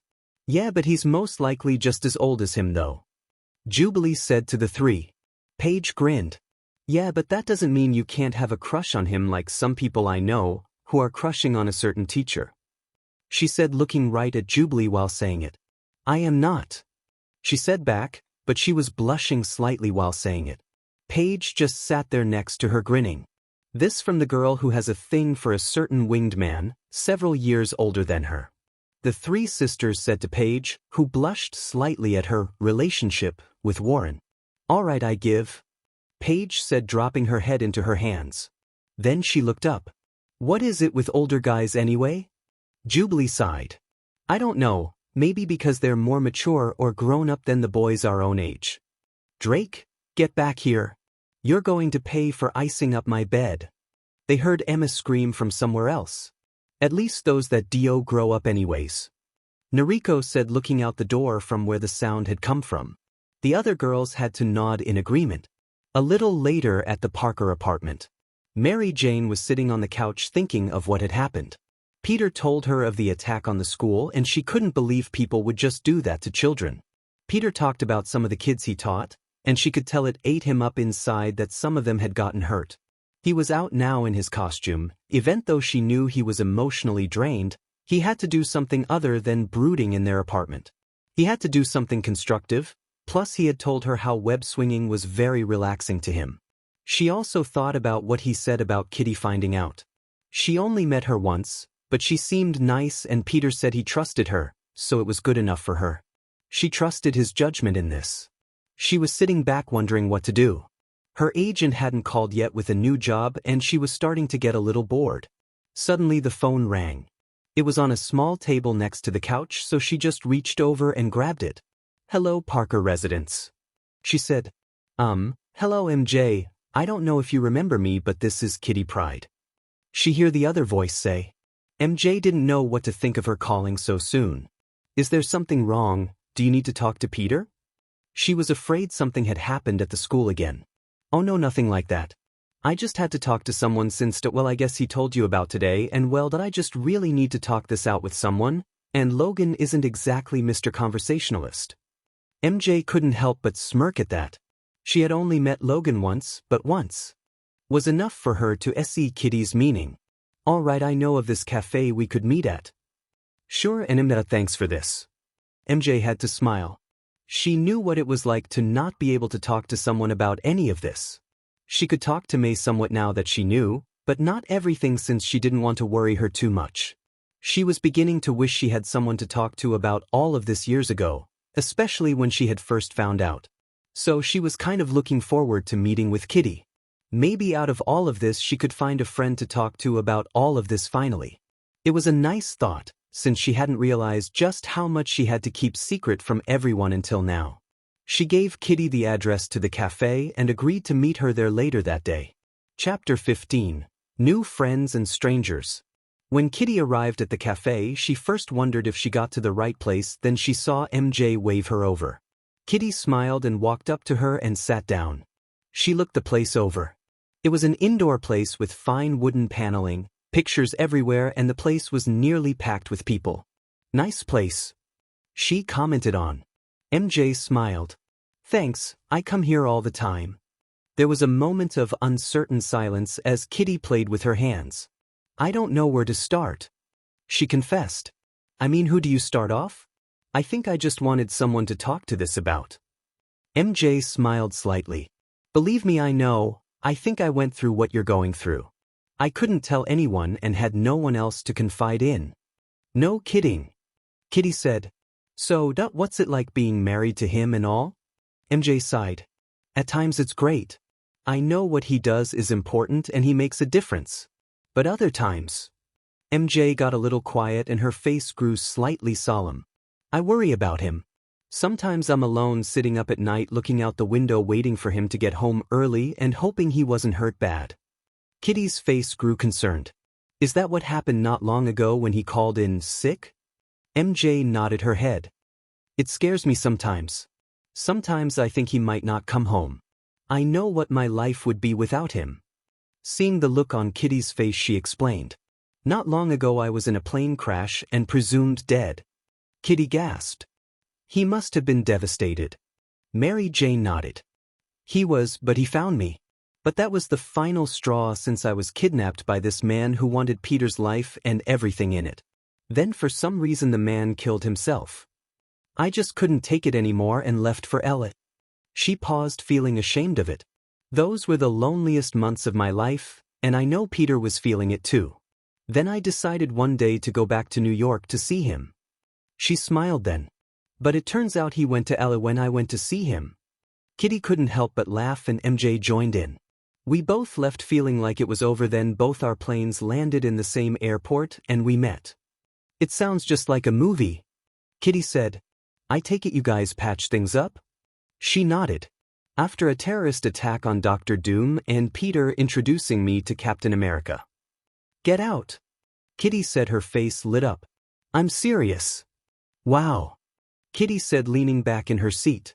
I take it though because he keeps it a secret you never get to meet all of the people he works with or make any friendships with the people either. MJ seemed a little depressed at that. I know he keeps it a secret to protect others, but I don't deny I would like to meet the people he works with. They see a part of him I rarely do. Kitty nodded. Yeah, I saw him in action. He's different when he chances like that. I'm guessing he has to be. Yes, but I get through it. At least with May I do have someone to talk to about this. Kitty placed a hand on MJ's. No, you got two. Mary Jane smiled at the slightly younger woman. They continued to talk about others' things, and at the end they knew they had found a new friend in life. At another cafe across town, Charles Xavier was sitting outside in one of his most favorite places in New York. He used to come here when he was younger all the time. It was a family-run business and had done well for over 60 years. Usually he came here to enjoy the coffee and biscuits that he enjoyed here. But after the events of today, he couldn't enjoy anything. After everything, the riot, Magneto's return, Jean's death, and finally what had just happened was the final straw. He didn't know if he could take it anymore. All the violence and death was weighing heavily on him. He was so absorbed in his thoughts, he didn't notice a white-haired, fairly elder-looking man of 57, in a sharp business suit approach him. Rough day, I take it, Xavier? The man asks. Xavier is taken out of his reverie to see the man before him. Do I know you? He asked. He is unsure of this man and is mentally preparing himself for a conflict, but the man smiles and pulls out a chair and sits down. Mind if I sit? Thanks. He says, not waiting for an answer. My name is Ezekiel, in case you were running and no, we haven't met, but I do know about you and personally I like what you do. Xavier was unprepared for this. What a thank you, I suppose. So how exactly do you know about me? Ezekiel smiles. Let's just say you've recently unknowingly moved into something I've been looking in on, and leave it at that, since it would be inappropriate to talk of such things out in the open. Xavier nodded, since whatever his concerns were, even if he didn't completely understand them himself, Xavier knew when it was necessary to be discreet at times. Ezekiel looked at the professor's tired face. No offense, but you look like hell. Charles actually chuckled at that. I take it things aren't going so well. Charles could feel the concern in his voice. Xavier sighed. Things have just become so difficult. But he didn't elaborate. Sometimes I wonder if I'm doing the right thing. Ezekiel nodded his head. Let me tell you of a little story. Xavier raised an eyebrow at him. Now hear me out. There once was this man who was given a unique set of gifts. But he took the easy way in life and used them for his own purposes. Then one day a younger man was given the same gifts. But unlike the now old man, he used them to help others. It was a harder life, filled with pain, struggle and suffering. Then one day a great enemy came. The older man offered the younger man a way to hide, but he refused. He went and fought the enemy. He was stronger and more powerful, but he didn't stop. The old man thought he would fail like so many others had. But he didn't. The young man fought harder than anyone the older man had known, and when the dust had cleared, the old man was surprised and even a little awed at what he had done. The old man learned a few lessons from the young man. First is that nothing worthwhile or the right thing is easy. Another was to never give up even when it's hopeless. Another was helping others is a worthwhile cause. But the most important one was, with great power come great responsibility. He stopped his tale and looked at Charles. I take it you feel lost and have forgotten what it is that you wanted to fight for. I can see it in your eyes. Xavier wanted to argue the point, but he knew deep down he had lost whatever it was that made him fight for his dream. Maybe what you need is a chance of scenery. Charles looked perplexed at him. I'm saying maybe you need to find yourself again. Try to recapture or remember what it was that started you off on all of this. You should take some time off. Place your school in the hands of people you trust and try to find your way again. You're no good to anyone like this, and they need is the old professor more than ever. This is a time of change, and that's never easy. Ezekiel got up and bowed his head slightly. Well, I've taken up enough of your time. As he was leaving, Xavier spoke up. Mr. Ezekiel, I do not completely understand your reasons for talking to me, or how our lives have come together, but I will take what you said to heart, and thank you. Ezekiel nodded. You're welcome, and it's just Ezekiel, I get enough of the Mr. part at work. And then he smiled and waved goodbye. Xavier smiled himself at the strange man, but he did raise several good points that he would reflect on. Chapter 16, Girls' Night Out. 1 week later. Several of the ex-women, Kitty, Ron, Amara, Sean and Danny were basically just hanging out together. It was a Friday night and of course they didn't have anywhere to go being single women. This escalates, Amara said to everyone. She was currently on a chair flicking through the channels of a TV. First off, there's nothing on, and secondly, we should be doing something other than staying here on a Friday. I'll have to agree with her though, princess. Ron said, who was currently in a chair flipping through a magazine, not really reading it. I mean, we should be out or something. Well, why don't we? Danny spoke up. I mean, who's to say we should stay here? I say we go out and find us some fun. The other girls looked at each other and they could see no one didn't disagree with the idea. Kitty had a thought then. Hey guys, do you mind if I call a friend to join us? Is this the same friend you've been seeing and talking to? Sean asked her. And do we know this person? Ron asked. Yeah, you guys know her. You met her a while back. You guys remember MJ, right? Kitty said to them, looking around for anyone to remember. You mean Parker's wife? Danny said, surprised. Kitty nodded her head. Yeah, she's a real nice person, and I think she would be into the idea. She's still trying to make some new friends since coming back from LA. So what do you guys say? The girls looked at each other. Well, I'm fine with it. Danny said, then looked to the others. Any objections? There weren't any, so Danny turned to Kitty. Well, go ahead, girl, call her. Parker apartment. MJ had just gotten off the phone with Kitty and was looking forward to her night out. She went into the bedroom and found Peter getting his Spider-Man costume on. Hey there, Tiger. Try not to overdo it tonight. You need at least one good night's sleep. Yes, Aunt May. Peter joked, which earned him a smack on the arm. I'm just kidding. Don't worry, I'll be careful. MJ smiled. She knew he would try, but sometimes things just went out of control. Well, have a good night anyways. I'm going out with some friends of mine. Peter was about to put on his masks and stopped. Really? Anyone I know? He said, please. MJ was getting out and having a life once again. MJ just grinned. Oh, that you do, but I really should eat tea ready. She walked over to him and kissed him once on the lips. Good luck. Then she went into the bathroom. Peter just smiled, put on the mask and went out the window. Later.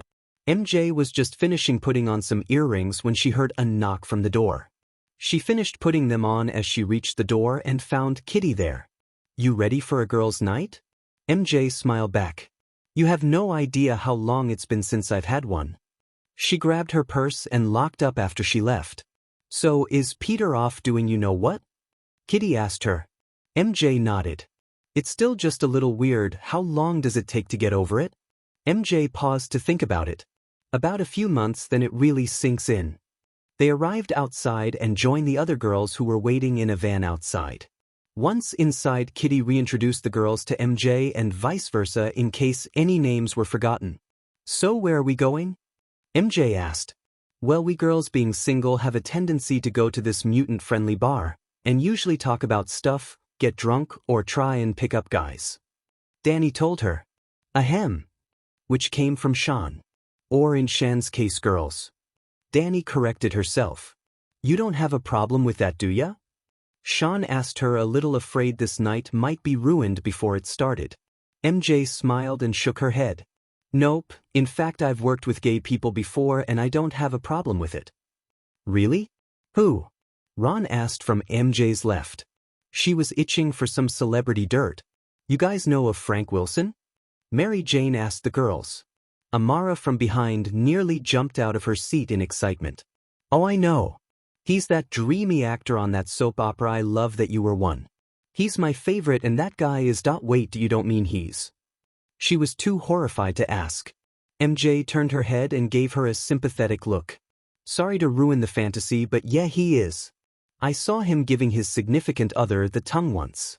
Amara sulked down in her seat, crushed that it turned out he was gay. "Figures," she mutters. Kitty, who was sitting beside her, put a hand on her shoulder. They're Mark. It's not like you would have met him anyways. Besides, look on the bright side, there are plenty of single men out there for you. But none of them are as cute as him." She pouted. Ron leant over to MJ and whispered to her. "Denny, worry about it. She'll be alright once a few drinks are put into those lass, and then she'll be over all the single guys in those place." MJ had to stifle a laugh. She was looking forward to what the rest of the evening would bring. Chapter 17. Of Drinks and Men. The women had arrived at a pub of some sorts. When they went, MJ saw pool tables, a karaoke set on a stage at one end of the bar, pinball machines in one corner, a few TVs set to sports stations, and a bar that was in the center and went in an L shape. In fact, the interior was also in that same shape. The rest of the place behind the bar was most likely storerooms or a kitchen. MJ noticed that the game area was carpeted while the drinking area on the other end was in hardwood floors. The sign on the place read The Spot. MJ had to smirk at the simplicity of the name. There was also some kind of techno music playing from what looked like a more recent jukebox. There also seemed to be a space between the entrance and the drinking area to dance, which a few couples were doing. "So, what do you think of the place?" Kitty asked her. MJ looked around once more. "I like it," she said. Luckily, the music wasn't too loud that you could talk normally and did not have to shout to be heard. The ladies made their way to the tables and ordered drinks for themselves, and began to talk as they waited for their drinks. They started out with the small stuff like how things had calmed down since the attack, and thankful how lucky they were that none of the kids were killed. Their drink had arrived and they all took a few drinks of them. They all pretty much had beers. "So how's married life treating you?" Danny asked her casually. "Pretty well. I'll be honest, we just got over a really bad time, but I wouldn't trade it in for the world." MJ told her. "You know, there's one thing I got to know." Marist, "What's Parker like in bed?" MJ was lucky she wasn't drinking or she would have done a spit take. Danny wasn't so lucky and did, and coughed what went down the wrong pipe as Kitty patted her on the back. "Mara, how can you ask something like that?" Ron said, shocked. "Oh, come on, you all know you're a little curious." Amara said, not caring, then turned back to MJ again. "Come on, is he just a plain hop in the sack kind of guy? He looks like the kind of guy who sticks with the basics." MJ took a little offense at that and decided to set the record straight. "For your information, Peter's the best I've ever had, and he can be quite inventive, not to mention he's a lot more flexible than he looks, and we've probably invented a few new positions." The girls were shocked, mostly Amar. "Really? Well, I guess you can't judge a book by the cover. Kitty was giggling slightly since she knew just how flexible and inventive he could be, seeing he could stick to walls. Then a thought entered her head. She grinned and looked at him. So do you two do anything KNKY? Like say tying you up? MJ blushed slightly, which was all they needed. She gave Kitty a dirty look. Since she knew about Peter, she must have guessed another use for Peter's webbing. They all burst out laughing. Oh God, I can't wait to see Peter on Monday, Danny said, whose face was completely red. Oh yeah? Well, what about the rest of you girls? Anything going on for you? MJ said, trying to deflect the fire. They all looked at each other, then their faces fell. Nay, not really, Ron said sadly. I haven't been on a date in months. Same here, Sean sighed. I mean, you know how hard it is to find a girl not freaked out by me being a mutant? The other girls nodded, although in their case they meant men and not women. Yeah, I think the only woman getting any action is Frost with Scott, Kitty said bitterly. Mary Jane looked surprised. You mean those two are a couple? She said, shocked. But I thought Scott had just lost his wife? He did, but Frost was in love with him for a while, Danny told her, taking another sip of her beer. So as soon as Jean died, it was open season for her on Scott. Doesn't the woman have any shame? MJ asked her. Going after a married man as soon as his wife is dead. Have you seen the way she dresses? Ron put in. Good point. MJ conceded. Although if she puts the moves on Peter, she better run, if it turns out she's got a thinking for married men. Kitty patted her hand. Don't worry about it, I think Peter can handle her. I just want to know how the hell that top she wears stays on. It must defy several laws of physics. It helps to have something for it to hold it up, Kitty. I wouldn't try it if I were you, Sean said, obvious, making a reference to Kitty's lack of certain features that Emma had and she didn't. Kitty gave her a dirty look while she just stuck her tongue out at her. It pretty much went like that the rest of the evening. They drank, talked, even hit the dance floor a couple of times. Amara hit on a few guys while Sean a few girls. Sean did a little better. MJ and Danny were currently at the table again, taking a break. Hey Red, you wanna dance? Came a slightly slurred and obvious drunken voice. MJ looked behind her to see a man slightly staggering and leering at her. Sorry, I'm taken, she said coldly while holding up her hand with the ring on it. She put one of his arms around her anyway. Come on babe, I don't see him here, what he doesn't know won't hurt him. Hey JRK, she's not interested, so go to a gutter and throw up already, Danny said angrily to him. He just glared at her. Wait, don't you mind your own business, Pocahontas? Danny's left eye twitched. I hate it when people call me that. The next thing MJ knew, the man fell back to the floor with a scream, then ran out of the bar yelling about his wife. MJ looked to see a very satisfied smile on her face. I don't know what you did, but thanks, she said to Danny with a smile. No problem, she said, waving her hand at the matter like it was nothing. He had it coming. Later the girls, Sean, who was still sober, drove them back, but stopping to let MJ off. Thanks for the timeout, girls. I hope we do this again sometime, she said to them. You got it, girl, Sean said to her from the driver's seat. Yeah, you're all right, Amara said from the back. Ron was asleep, so she didn't say much, as was Kitty, who was leaning on Danny. MJ went up to the apartment. When she got in, she locked up the door, she dumped her purse onto a table and went into the bathroom. She splashed some water on her face and drank some water to take the edge off the hangover she knew she would be feeling in the morning. She took the dress off and put in the clothes hamper. She was currently just in her underwear and was about to go to bed when the window opened. She saw Peter just getting in. He took off the mask and couldn't help but smile at his nearly naked wife. Well, this is a nice way to welcome me home. MJ giggled when she realized what she was or wasn't wearing, depending on how you looked at it. She threw her arms around Peter's neck and kissed him. So are you going to just stand there, tiger? Or are you going to please your wife? She cooed. Peter didn't need a second thought. He picked MJ up and placed her on the bed. He quickly got his costume off, but when he turned around he saw that she had fallen asleep. Figures, he sighed. He bent down and kissed her forehead. Well, it looks like you had a good time. He smiled and then turned out the lights in the apartment and went to bed. "Good night, MJ," he whispered, and she seemed to smile and cuddle up to him. Chapter 18, Changes. A month had passed and everything seemed to be changing. The mansion was getting new buildings and being expanded to keep up with all the new students being brought in. Xavier had taken a leave of absence and left Scott in charge with Emma helping him. There was also the fact the Storm's team had rejoined the Institute. Currently her team was her, Bishop, Cannonball, Sage, Gambit and Rogue. Most surprising of all was the return of Rachel Summers, or Rachel Gray as she was calling herself now in honor of her mother. In fact, she also took up her mother's old identity of Marvel Girl.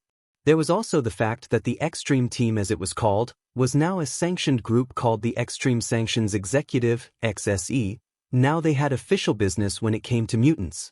With all the changes, Peter was just glad for one thing. He still had his job teaching. Thankfully, even with all the new adults around, they still needed him.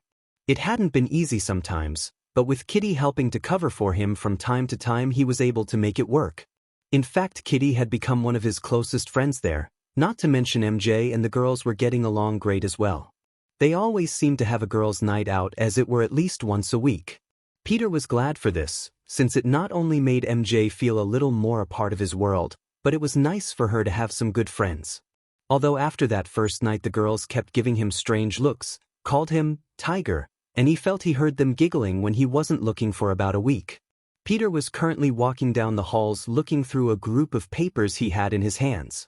It was the first test he had handed out, and so far the class looked like they would all pass. He was so caught up in reading it and walking to the teacher's lounge for a break he nearly missed his spider sense going off. He quickly did a sidestep as he got to an intersection, narrowly missing a red head bolting down the hall. It was Rachel who nearly collided with Peter. "Whoa. Sorry about that," she said, backing up a step. Then she looked at him like she just noticed him. "Hey, you're that new guy, Parker, right?" Peter grinned. "Well, I have been here for over a month, but yeah, I am." "You're Rachel, right? I'd shake your hand, but they're a little full at the moment." Rachel smiled at Peter's humor. "That's all right, I was just trying to find the computer science lab and got turned around. It's been a while since I was here and I'm a little lost." She said, slightly embarrassed. Peter just smiled kindly at her and pointed down the hall he just came from. "Down that way, left at the third intersection, fourth door on the right, you can't miss it." Rachel brightened up. "Thanks, bye."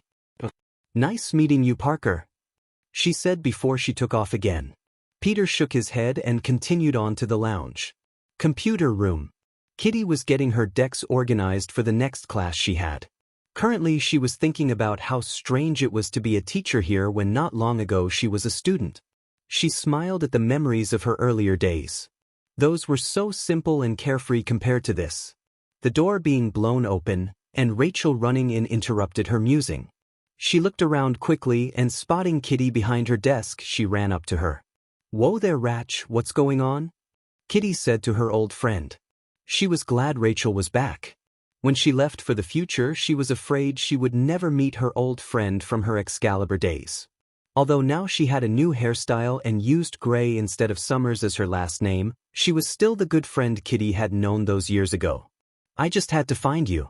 You see, don't ask me how, but somehow the X-Men and Storm's team got challenged to a game of baseball. We're having it tomorrow and I want you to pitch for us." Rachel asked her. Kitty's mood brightened up. "You bet I will. So do we need anyone else for our team though?" Rachel thought about it. "Well, that we could use 1 or 2 more players. I think Wolverine might go to our team, at least that's what Sam told me. But we might need someone else too. Especially if Logan doesn't join." Kitty thought for a moment. "I think I have an idea, I'll get back to you later, okay?" Rachel nodded, but before she left Rachel asked her. "Hey Kitty, who are you going to try and get?" "A friend," she said, being cryptic before she left, and leaving a very confused Rachel behind her. Teacher's lounge. Peter was drinking a cup of coffee he had made since he had the room alone to himself, at least for a little while. He was halfway through his test sheets already, since he decided to give them a break for the first test and made it multiple choice as a warm-up for the rest of the year. He was putting the cup to his mouth when a hand was placed on his shoulder. Wadash, he managed to say since he didn't notice anyone getting in, especially since he was facing the door. His coffee narrowly missing him and the sheets he had, but thankfully with his special grip on his cup he didn't let it fall. He quickly placed it down and turned to see Kitty with a hand over her mouth trying to not to laugh at his reaction. Well, that explains how someone got into a room without using the door so quietly. He thought. If it was Kurt I would have heard and smelt him. I am so sorry about that, Kitty said after she had control over herself or the time being. I thought it was impossible to sneak up on you? Yeah, well, only when they're trying to do me harm. Peter said. Then it goes under the radar as it were. Well, once again sorry, Kitty said sitting down next to him. She looked at what he was working on. So how are they doing? Peter smiled proudly at his students' work. Pretty good, no failures so far and nothing below AC so far also. Kitty smiled at that. That's good so far. But I got to ask you something. Peter looked over at her. Well, I was wondering if you had plans for Saturday tomorrow because we got a baseball game with the adults and I was wondering if you'd like to play? Maybe you could bring in MJ too. Peter thought about it. Normally he used Saturday to either rest, prepare or patrol around the city more. But there were no villains running around causing trouble and MJ said he should get out more other than Spider-Man. A smile crept onto his face. Sure, why not? I'll see if MJ wants to join in or just watch with us. Then he paused. If I didn't know any better I'd swear you asked me because I'd be like a secret weapon giving my talents. Well, that IT was a factor, I'll admit. Kitty said, slightly blushing. But you also don't hang out with us that much and I think it would be good for you. Peter chuckled to himself. I would say, have you been talking to my wife? But I already know you do. Kitty gave a smirk at that. Tell me when to saw up and I'll be there, barring some emergency, you understand. Kitty nodded. Yeah, I hate to think we had something like that here. Game called off because of supervillain, although Unique is a lot worse than Rain. So I'll get the info from Rachel and get back to you. She rose to leave and went through the wall again. Peter looked at the spot she disappeared to and shook his head. Doesn't that girl ever use a door anymore? He heard a muffled scream and crash and he winched. Guess not. Chapter 19. Take me out to the ball game. Thanks for the life, Kitty. Peter said to her from the passenger seat of the car Kitty was driving. Kitty had offered them a lift to Xavier's since Peter and MJ didn't have a car of their own. No problem, but you guys really should think of getting your own car someday. She said to them. Kitty. Peter started. We live in New York City in an apartment with no parking lot nearby. Where would we put one? Besides, public transportation may not be stylish, but it gets you from place to place. This from the man who swings 50 mph over the streets of New York. MJ said from the back. She's got a point there. Aunt May said. After they had discussed it last night, MJ thought it would be a good idea for May to come along and see where and meet the people he works with.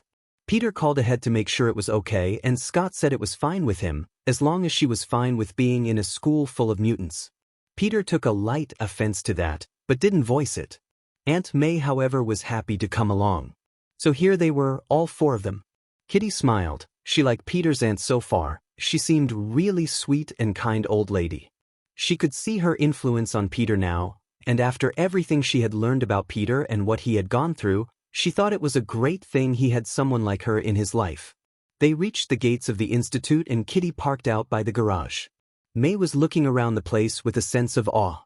My, this place is enormous, she said, looking at the place. Well, it's getting bigger too, Kitty told her. With all the new students we're getting, we have to expand, she said, pointing to the construction that was going on. Come on, I'll show you to the ballpark we got out back, she said cheerfully. Kitty led the group through the mansion to the back. They passed many students along the way and Kitty was pleased to see that May Parker wasn't fazed by any of it. I guess after finding out your nephew was a superhero, it's hard to be surprised, Kitty thought to herself. They arrived out back and saw mostly everyone was already there, including a few students in the stands. Hello, Peter. Glad you could make it. Peter turned to see Storm coming to them. Hey, Aurora. Hey, Aunt May. This is Aurora Monroe. Peter introduced them. May smiled and shook the lady's hand. It's a pleasure to meet you and the others. Peter had told me a lot about you, and I must say this is a charming school you have here. Aurora smiled at the kind older lady. She was liking this woman already. Why thank you, even though technically it's Xavier's and Scott is currently running it, me and my team are here to help out. Hey Peter, who's the new face? Peter could see Bobby coming up and some of the others. He introduced everyone to her and they seemed to like her, while Emma was a little indifferent to her, only giving a slight nod her way. MJ and May took up seats on the bleachers to watch with the other students. Hello Mississippi Parker. Came 3 identical voices. MJ and May turned to see a few students, but near them were 3 identical girls. Hello there, I take it you're some of Peter's students? She asked them. They smiled and nodded. Really? May asked. Tell me, how's my nephew doing? The 3 looked at each other for a second. So far he's our favorite and he makes learning fun to do. They said once again in unison. A few of the other students walked up to them and said their hellos. A few of them still staring at MJ, unbelieving that Parker was married to her. A few of the girls also asked for MJ's autograph since they were fans of the show she had been on, or just fans that liked her modeling also. A few of the girls asked for advice in modeling and/or acting, and MJ helped them as much as they could. Peter was looking at all of this from what was the dugout for their team, smiling away at how well the 2 of them were getting along with the others. Storm gave them their positions and everything. Since they had a few extra spots, a few of them would rotate from time to time to give everyone a chance. This was supposed to be a friendly game after all. Later, at the bottom of the 5th, Peter was up to bat and Scott was pitching. So far neither team had gotten a run. Peter was getting ready, Iceman was the catcher, and Bishop was nominated the umpire. Peter was waiting for the pitch, then suddenly his spider sense kicked in. He dodged a shot that would have hit him in the hip. He looked at Scott, who had a smirk on his face. What the hell was that for? Peter yelled out to him. Scott caught the ball that Bobby threw back to him. He shrugged.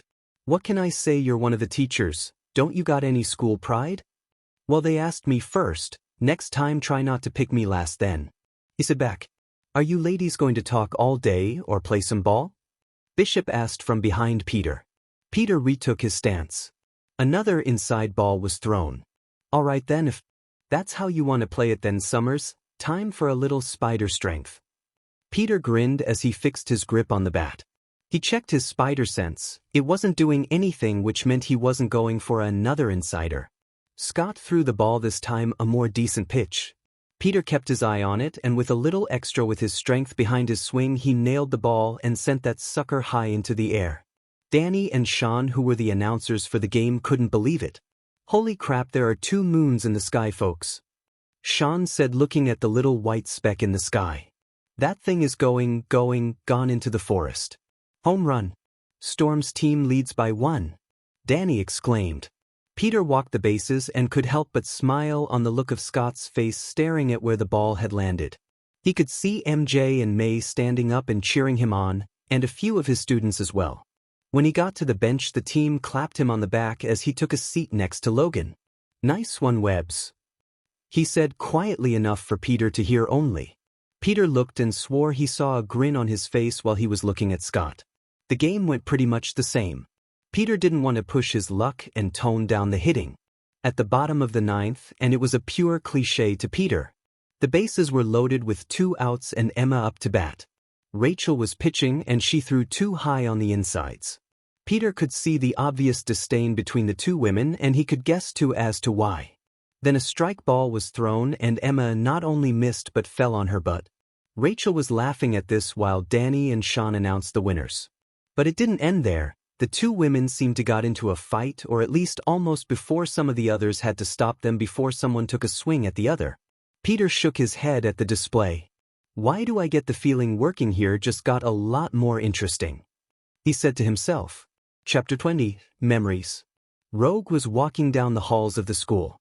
Everything has changed so much, she thought to herself. When she and Gambit had returned from their time off from all of this, she was amazed at how things had changed in the few months since the school had gone public.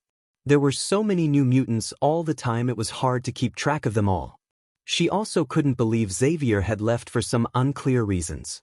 That and that Jean was dead. Again.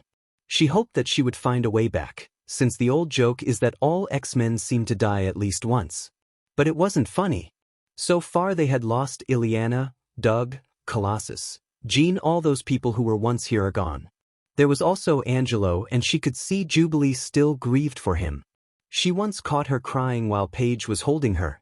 It wasn't easy losing those you loved. At least not long ago Amara had returned after that sudden awakening she had from that coma.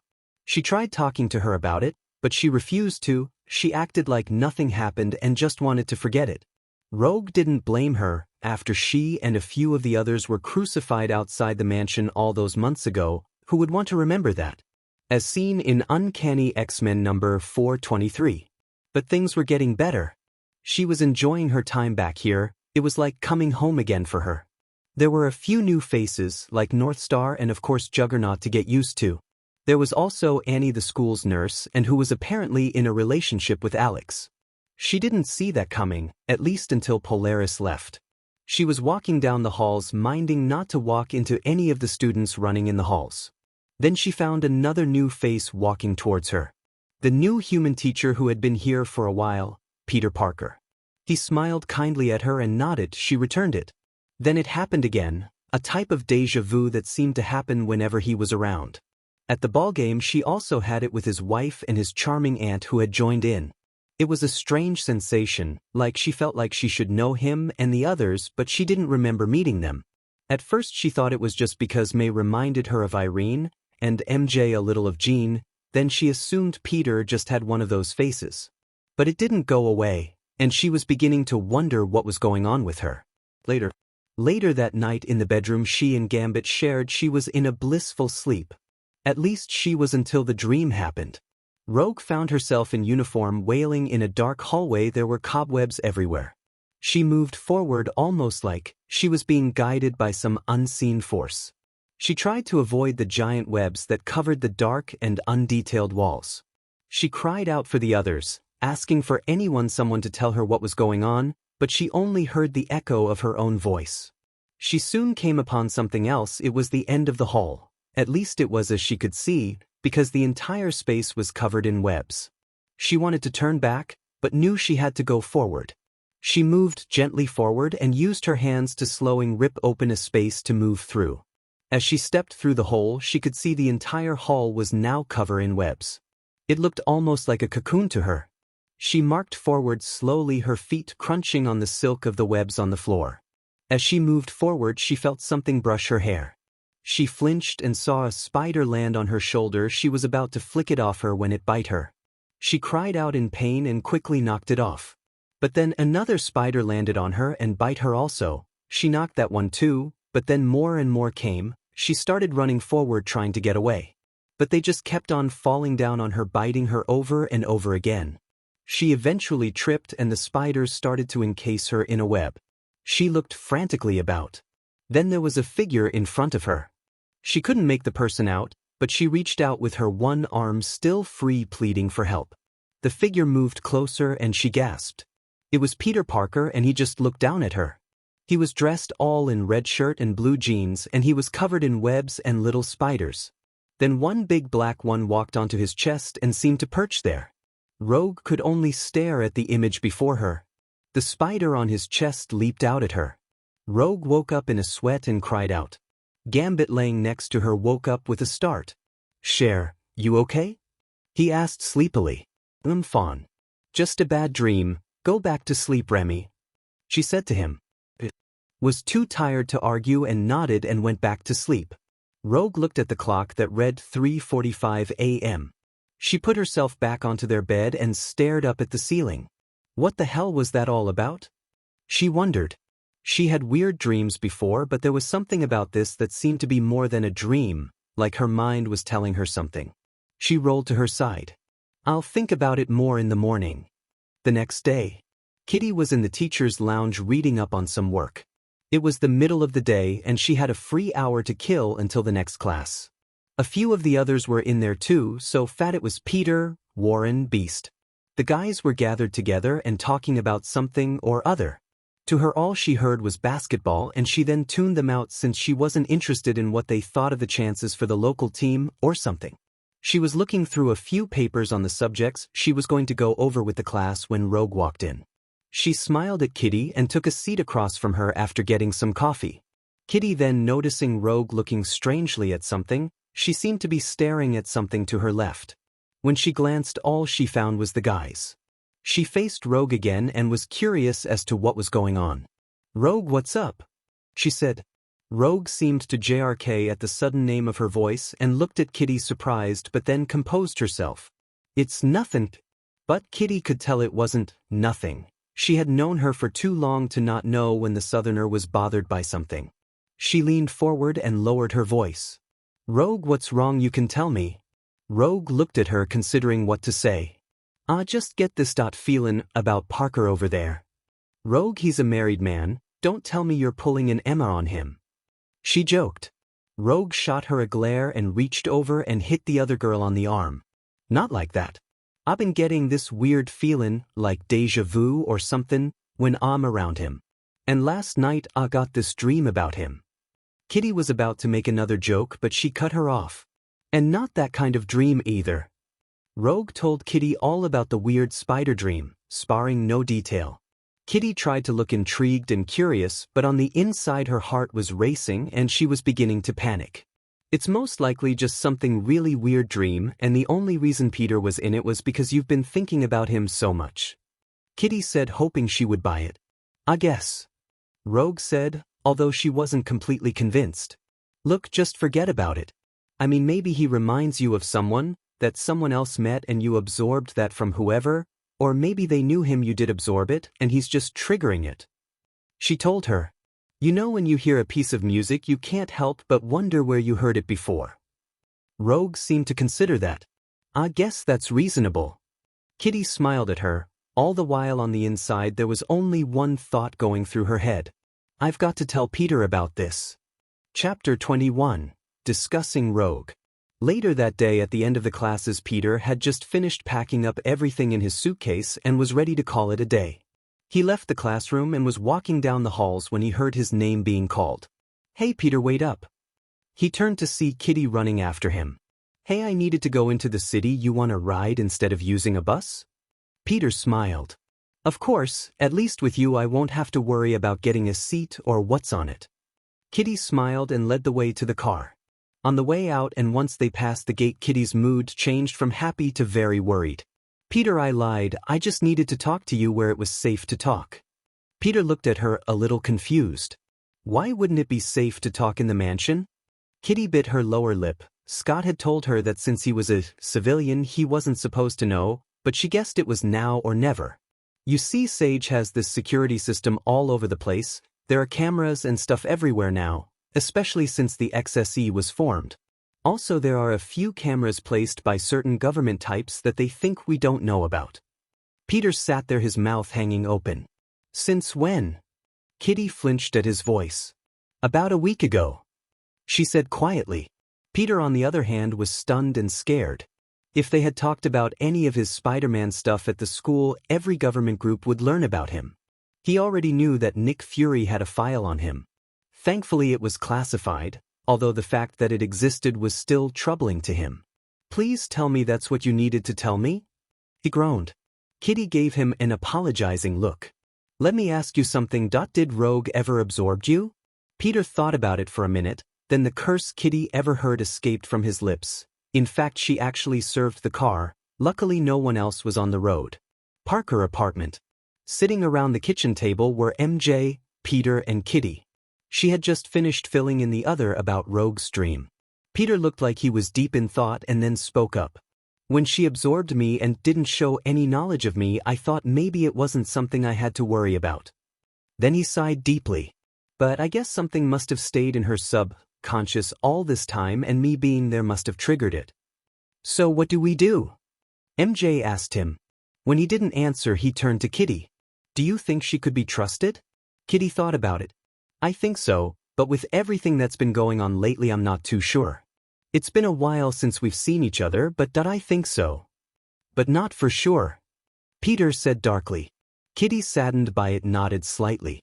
"Then I guess there are a few options. First, we can let her in and hope for the best, leave it alone and hope her mind lets go of it, or I could quit. MJ gave Peter a startled look. She knew he loved teaching and he was just getting to really know his students. Kitty gasped and immediately voiced her thoughts on that particular idea. Are you nuts? I mean, those kids love you, some I think actually look up to you, you can't bail on them. Peter sighed. He didn't want to leave, but if it came to that he would.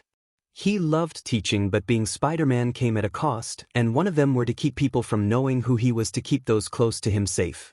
And with the school under surveillance, he couldn't afford to let the X-Men or anyone else there know it. Would be too hard to keep it secret from the world.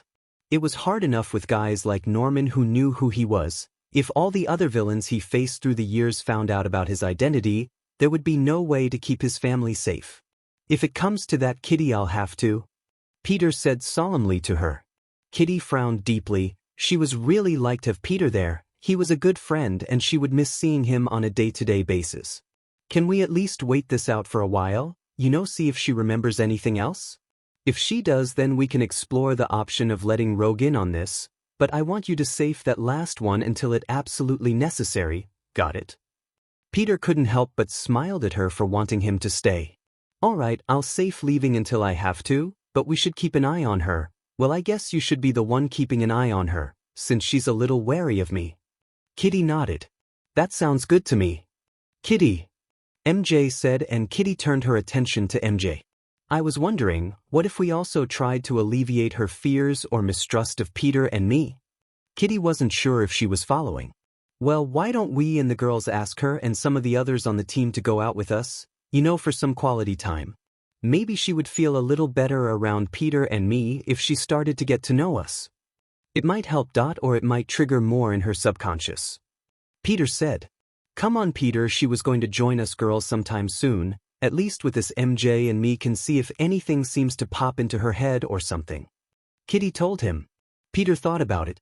It was reasonable to say that Rogue and MJ would eventually meet on one of these nights out the girls had, so at least now they knew to look for any suspicious activity or questions she might have of Peter. Plus, with the two of them there, they could cover a few things up just in case. All right, it's risky, but we have to know how much she can remember. Office of Oscorp Industries. Norman Osborn, unknown to the world, he is also called the Green Goblin, sits at his desk, looking through several files and pictures. So you're teaching once again at Parker? He says to himself, like all villains apparently do. For a while he has been studying Parker at his new job. He was going to make a move, but with all the new mutant adult there, that would be impossible. So he had to come up with an alternate plan. One, to lure Spider-Man away from there, and also to ensure that he would come to him and not call in the X-Men for help. He already had it, but he wanted to be sure of victory. So he had pulled up the files on certain individuals that would love to get their hands on him. He looked over the names and grinned. Maxwell Dillon, Otto Octavius, Quentin Beck, Adrian Toombs, and finally Flint Marko. They would do nicely, and they already had agreed to help him out. I'm going to hit you where you're the most vulnerable, Parker, he said, glaring at a picture of Peter. Soon, very soon you will pay for everything. Chapter 22, Student Troubles. A few days later, the Xavier School was taking certain amount of students on a tour of the New York Museum. They were able to arrange for the museum to be empty for a couple of hours of the days they were going to use it, and because they wouldn't run into any anti-mutant humans in the place. At great expense, of course. Peter was elected to be one of the teachers in charge of it. Also there was Kitty, Rachel, Hank and Rogue. For the past few days Rogue was still a little guarded around Peter, but it wasn't bad. In fact, she was a little more at ease with him that day, so he thought the worst was over. Him and Kitty were with one of the groups looking at the Evolution of Man exhibit. Currently among the students were the Stepford Kakus. There was also the dark-skinned and long black-haired Sophia Mantega, the wind manipulator. Josh Foley with his golden skin was also there, along with his roommate David Aline, an African-American with the ability to manipulate any skill or knowledge of another. Off to the side was a timid-looking blonde-haired girl named Lori Collins, who had the ability to make extremely powerful pheromones. But there was also a girl with a slight scowl on her face and with noticeably metallic gauntlets on her arms was a Japanese girl named Nariko Ashida who had electrical and speed powers. I think they should add one more to this. Eve, one of the cuckoos, said, looking at the images of the evolution of man from primate to currently. Yeah, but what would they put there? David said to her. Someone like Kurt or Mr. McCoy? Or would they add someone like Mr. Summers? Personally, I wouldn't mind a scantily clad Miss Frost instead of another scantily clad guy up there. Josh muttered to himself. Sophia gave him a look. Boys, she said. Since she could also hear things over great distances, she had heard his comment. Peter and Kitty, however, were having a good time. Everything was going well until all hell broke loose. Peter was just walking along until his spider sense started going crazy. He looked at Kitty and saw the look on his face and knew something was wrong. She was about to ask what was wrong when one of the walls was busted in. Debris and dust was sent everywhere and everyone took several steps away. Then they all turned and Peter's face fell as the sight. There stood Doc Ock, Electro, and the Vulture. Not good. Peter thought. He quickly looked around for a place to chance and to get the kids somewhere safe. David took a step forward in a defensive stand and hit a wall that wasn't there. What the? He said, rubbing his face. Not a bright move, kid. Came a voice out of nowhere. Then smoke seemed to rise out of nowhere and suddenly Mysterio, the master of illusions, was standing in front of him. The cuckoos stood close together and prepared for a mental assault when they felt another presence all around them. Eve looked down and saw there was now sand all around them. The sand burst up and carried them into the air and threw them into wall. It then reformed into Sandman. Noriko was said and fired an electrical attack at Electro. He easily absorbed it and looked at her. You must be kidding? I'm the master of electricity and you think that little jolt would affect me? Let me show you how it's really done, kid. Then he fired his own electrical attacks. She tried to dodge, but there was no way for her to dodge all of the attacks he threw at her. She was caught by one and went down, slightly smoking. Kitty, get them out of here. Peter yelled to her. She turned and nodded and went to try and get Noriko, but Vulture came in from behind and attacked her. Dr. Octopus was already dealing with Lori, who he had in one of his tentacles, and Sophia as well in Anther. Peter looked and saw David mimicking all of Mysterio's martial art kills to match him. All in all he counted 5. Great, where's the 6th member? Most likely someone in a hobgoblin suit. Then he heard the laughter, and from the hole in a glider was the Green Goblin. Then, I really would have liked that other goblin than that one. Peter thought as he saw Norman fly in. Sorry, kiddies, but the museum is now close, but here's something to remember your tip here today. The Green Goblin said and fired several pumpkin bombs at the floor. Peter thought he was going to kill them all, but when they hit they released gas instead of explosives. The room was filling with gas and already some of the kids and Kitty were affected. The gas was so disorienting that she couldn't concentrate on phasing. Peter covered his mouth and tried to make his way, but Norman flew down in front of him. His goblin mast protecting him from the gas as the others of the 6 were making room and making sure they were staying clear of the gas. No, so fast there, Peter, this is only the beginning. He said just loud enough for him to hear, then launched a pumpkin bomb at him. Only this one was explosive and sent Peter flying back from the force of its explosion. Peter was knocked back and while dazed started to breath the gas. He realized he should cover his mouth, but it was too late and he was swallowed into darkness. He didn't know how long he was out, but when he came to, he saw Hank looking over him. What happened? Peter asked, then looked around and saw Kitty talking to Rogue and Rachel. He looked around and found the students he was leading weren't around. He felt something was wrong. Hank, where are the others? Hank looked away. Hank, what's going on? Peter demanded. They're gone, Peter. Apparently they were taken. Hank said. Peter didn't know what to think. He felt suddenly cold and now knew what Norman had meant. He knew this all must have been his idea. He was the only one out of them that knew his identity as Spider-Man and was the only one with the resources to get the 6 together. He also knew that because of him, those that were close to him were in danger again. This time it wasn't family or friends, they were just innocent kids he was supposed to look after, and he let them down. If you hurt them, Osborn, so help me, you won't get away with this. He silently vowed to himself. Kitty saw that Peter was awake and also noticed the look in his eyes. She knew right then and there he was going to go after them and get the kids back. The only problem was she thought he was going to go it alone, and she may not have fought those guys before, But she wasn't about to let him go alone against 6 supervillains. Chapter 23. To the Rescue. After what had happened at the museum, Peter was told to go home since classes would be cancelled for the rest of the day in case this was just the beginning. Kitty gave him a ride and they were silent the entire time. Peter went up to his apartment and Kitty followed. "What are we going to do, Peter?" she asked him. He didn't answer right away. Instead, he opened his door and then saw a package sitting on a table with a green ribbon on it. Peter moved to it and saw it was addressed to him. He opened it and saw it was a videotape. Kitty looked at it, then looked around. "MJ not in?" she asked, suddenly realizing she wasn't in. "She's out trying for a new modeling job," Peter said, looking at the tape, and put it in. He had a horrible feeling about it. He popped it in and started it up. The image on the tape first showed the kids locked up behind bars. They also could see something around their necks. They looked like some kind of metallic collars. "Well, look what we got here, a group of students all tucked in for the day. Isn't it cute?" They heard a voice off screen, but Peter knew who it was. "In case you were wondering, those are my own versions of the mutant control collars on them. Not only will they suppress their powers, but there is also a small explosive in there too. So if you don't follow my demands, then they'll lose their heads, literally." The image cut away, then it was back again, only it was a headshot of the Green Goblin. "Well, Peter, since I know you care what happens to these kids, here's the deal," he said, grinning the entire time. "You come alone, no X-Men or any other heroes, or the kids go bye-bye. We wouldn't want to spoil the party with certain party crashers. Besides, you have a few friends here who have a lot to say and do to you after all the years of getting in our way after all."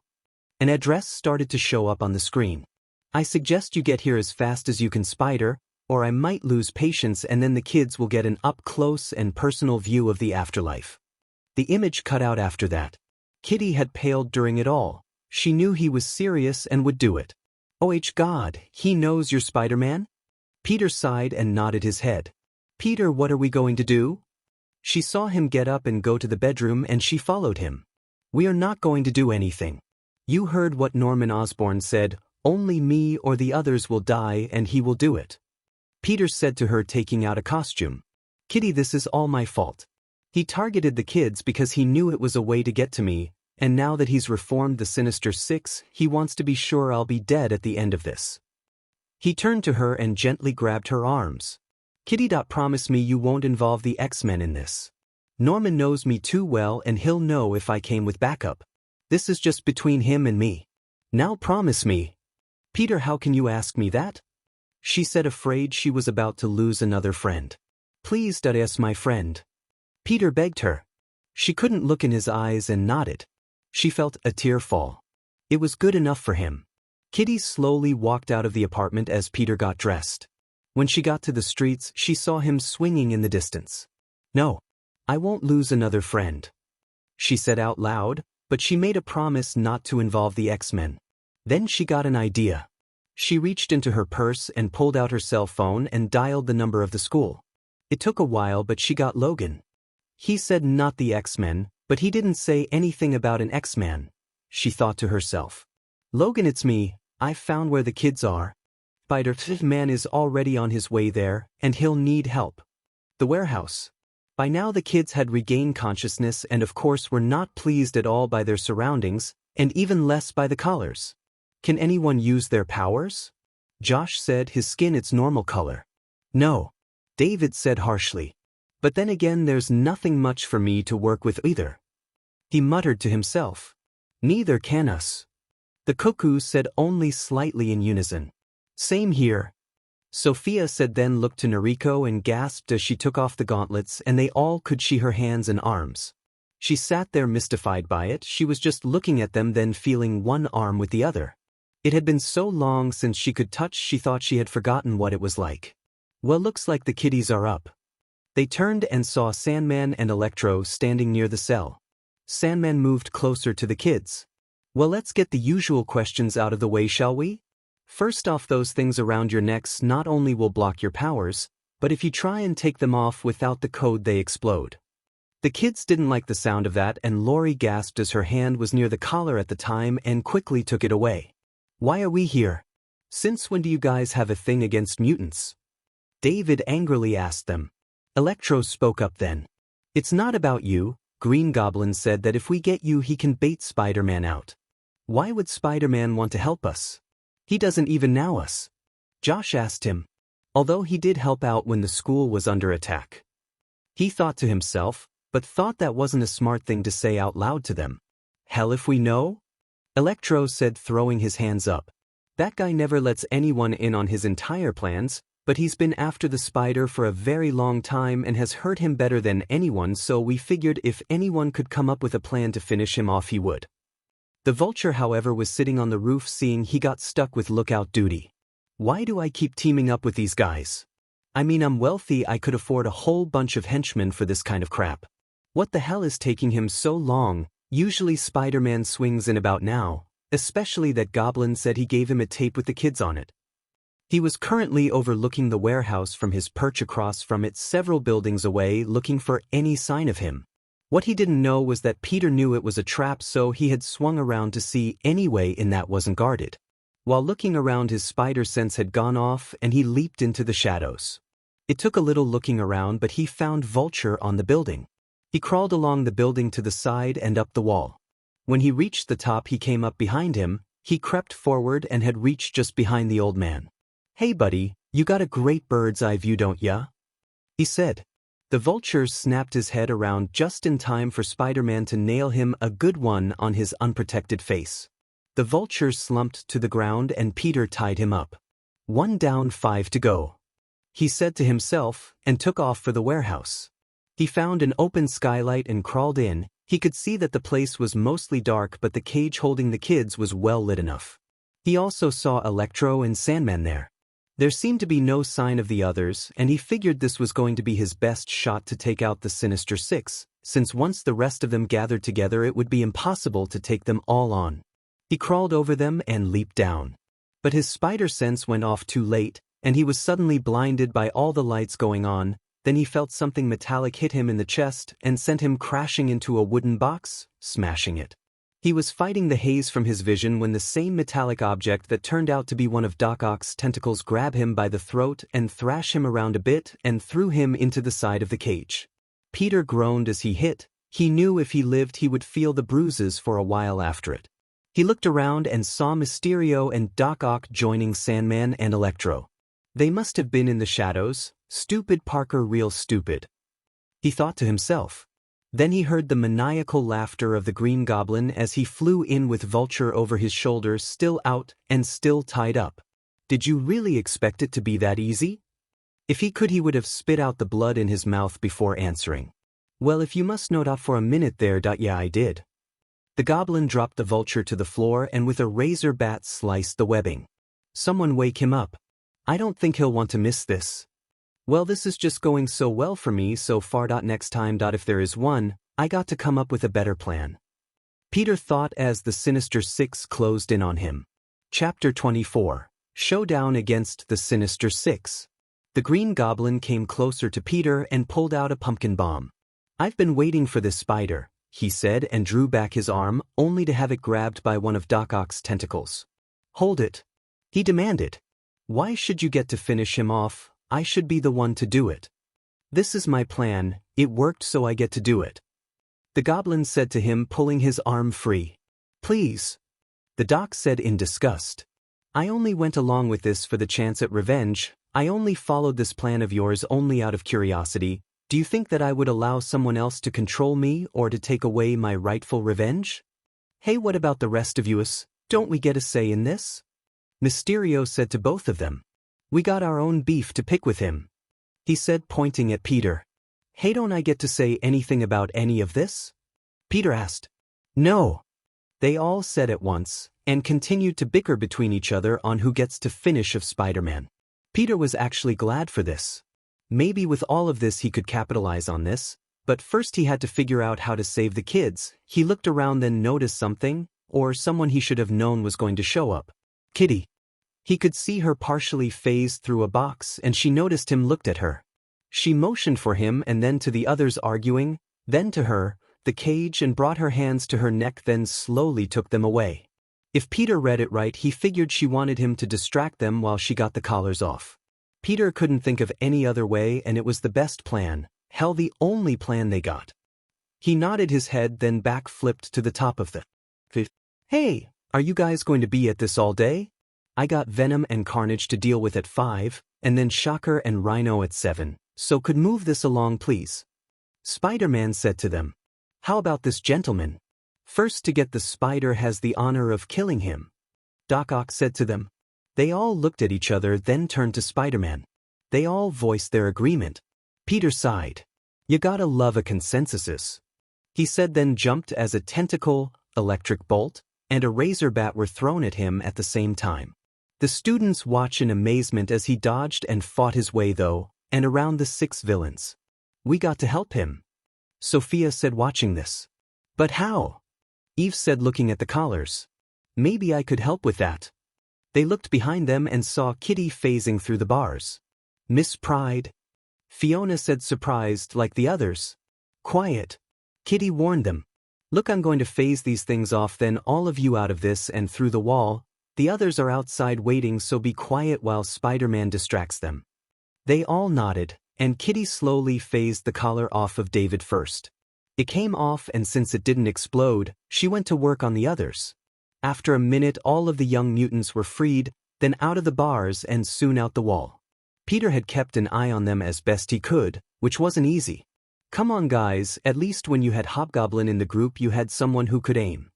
He taunted. That copycat?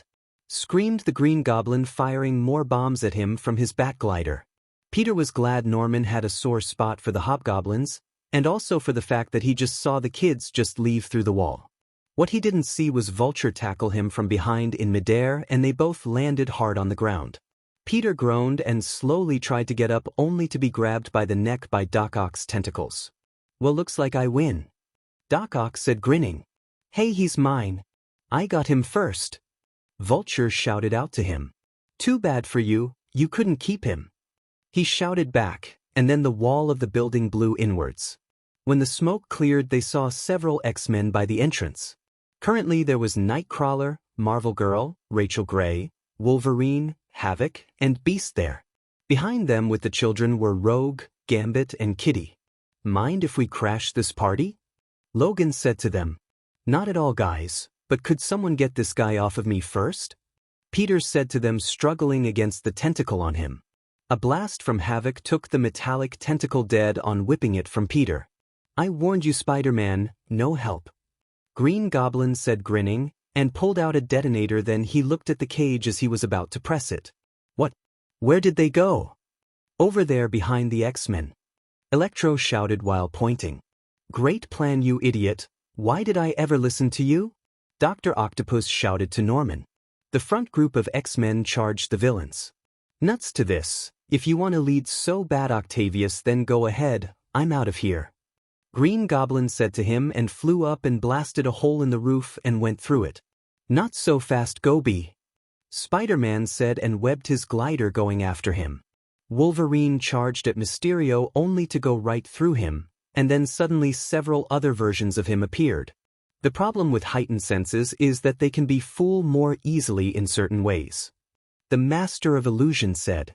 Wolverine tried to fight off them, but his attacks only found nothing, and then he would get kicked or punched from behind or the side.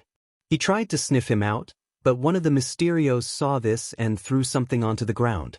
A cloud of smoke enveloped Logan, and all he could smell was a very nasty smell. He also couldn't smell anything else. Great. He muttered and leaped at another one. Havoc was trying to blast the Vulture, but he was too agile and fast in the air for him to get a decent shot off. Come down here and fight, old man.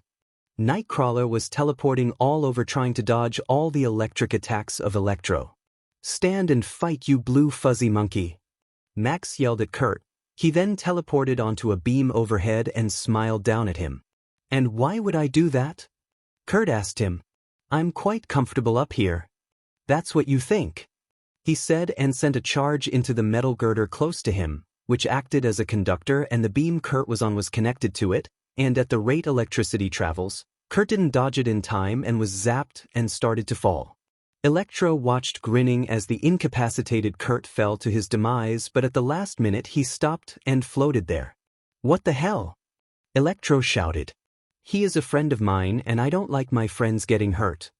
He heard a very set-off female voice say behind him. He turned to see an angry Marvel girl standing behind him. And this is what happens to those that hurt my friends, she said to him and raised a hand. Electro found an invisible force send him flying back into a group of boxes. He groaned once before falling into unconsciousness. Well, that's one down, Rachel said and went to check on Kurt when she found herself lifted into the air by a large amount of moving sand and was rammed into a metal girder. The sand enveloped her and she couldn't breathe. She sent out a powerful telekinetic blast and scattered the sand. She fell to her knees gasping for air, and saw the sand reform in Sandman with his lower torso and arms still in sand form. My turn, little lady, he said and formed two giant mallets with each arm and was about to crush her when a blast of energy nailed him in the chest. He was sent to the other side of the warehouse into the darkness and all was heard was a huge crash sound. Rachel looked to see Havoc with an arm raised and she also saw Vulture lying unconscious nearby. So you finally got him, huh? She said, smiling, slowly getting to her feet. Where's Hank? Havoc pointed to the side and she saw him fighting Dr. Octopus. He was dodging all the arms as best he could, but his size was too good a target and Rachel saw him take two tentacles to the torso before they forced him into a wall and pinned him there. You know I respect a man of science, Doc Ock said to Hank. It's truly a shame to end the life of a brilliant man like yourself. Hank, with a small trail of blood from his mouth, coughed. It's a pity you yourself couldn't use your brilliance for good. I did once, he said evenly, then he raised his arms as two tentacles moved into position. This is where it got me. He was about to strike when he felt a pressure in his mind and screamed out, clutching his head in pain, then fell to the floor out cold. The tentacles holding Hank went limp and he was released. Thanks, Rachel, he said to the red-headed telepath behind the body of Dr. Octopus. He saw Havoc coming over with Kurt, who was leaning on him. How are you, Kurt? Hank asked him. Kurt muttered something in German before answering him. I think some of my fur was singed off. Hey, where's the web swinger? Wolverine asked, dragging the body of Mysterio behind him. They could see the dome shattered open and his head in it with a few bruises on the face. Still outside, I think, so you finally got him, huh? Alex said, grinning. Logan growled a little, then dumped him. Yeah, it too a little trial and error, but I got him. They went outside and looked up as they saw the students and the other three adults looking up in the sky. They saw Spider-Man on the glider with the Goblin in a fist fight flying overhead. The two adversaries were grappling with each other. You've gone too far this time, Norman, Peter shouted at him. Norman only grinned at him. You mean like when I killed the love of your life, what was her name again? Oh yes, Gwen, wasn't it? Or how about when I made MJ lose your unborn child, Parker? You monster! Peter yelled out and threw a few punches, but Norman hit him in the stomach and threw him off the glider. Until next time, Peter, he said and flew off laughing. Peter managed to stop his fall by webbing the side of a building and landing on the side. He looked over, but the Goblin was long gone by then. Peter sighed to himself and joined the others on the ground. Everyone all right? Well, not too badly. Do you have to face those guys all the time? Hank asked him. Peter shrugged. Well, not usually all together like this, but sometimes yeah, I do. My condolences, Hank said to him. Peter laughed a little at the joke. Josh walked up to Spider-Man, grinning madly. Man, I can't believe you came to save us, man. That is so cool. How did you know where to find us? Oh, think fast, Spidey, Peter thought to himself. A Peter Parker got a package from the Green Goblin for me, since he knows how to find me for emergencies, Peter said, which wasn't far from the truth. Yeah, Kitty mentioned something like that, Rogue said, looking at Peter. Sirens could be heard in the distance. Well, that's my cue to leave. The cops and me don't really get along, Peter said to them. Don't worry, we'll babysit the others inside until they cops can take them away, Alex Summers said to him.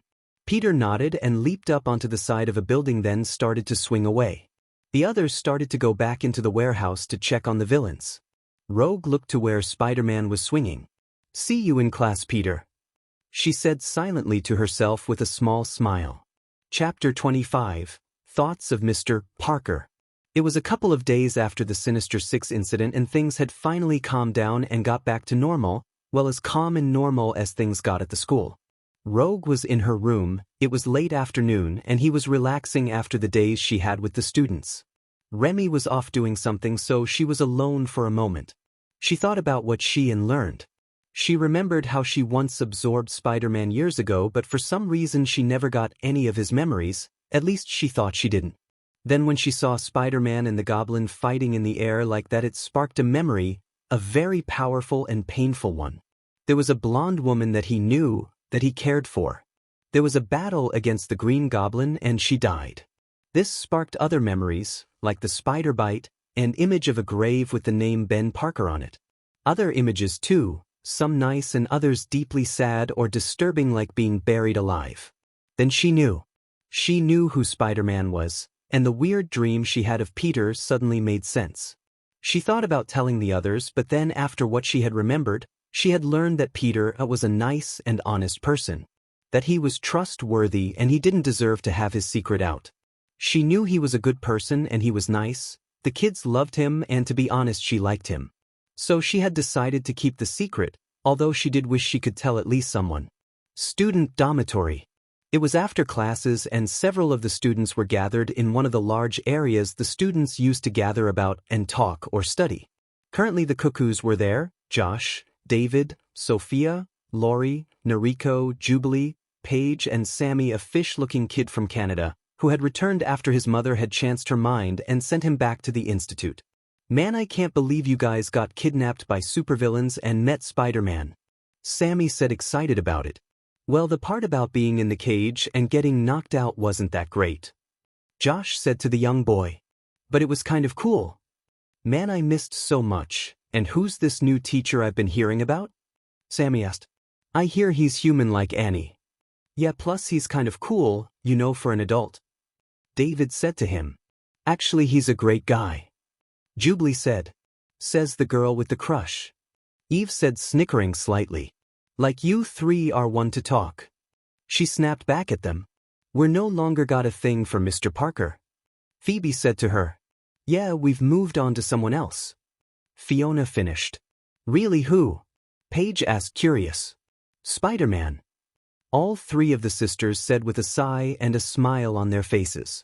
Anyways, like I said, I like him because he's a great guy. Jubilee said. He helped me out once when I needed someone. She said solemnly. What happened? Sam asked. Jubilee took a breath. It was about a week ago. I was walking down the corridors and then it hit me.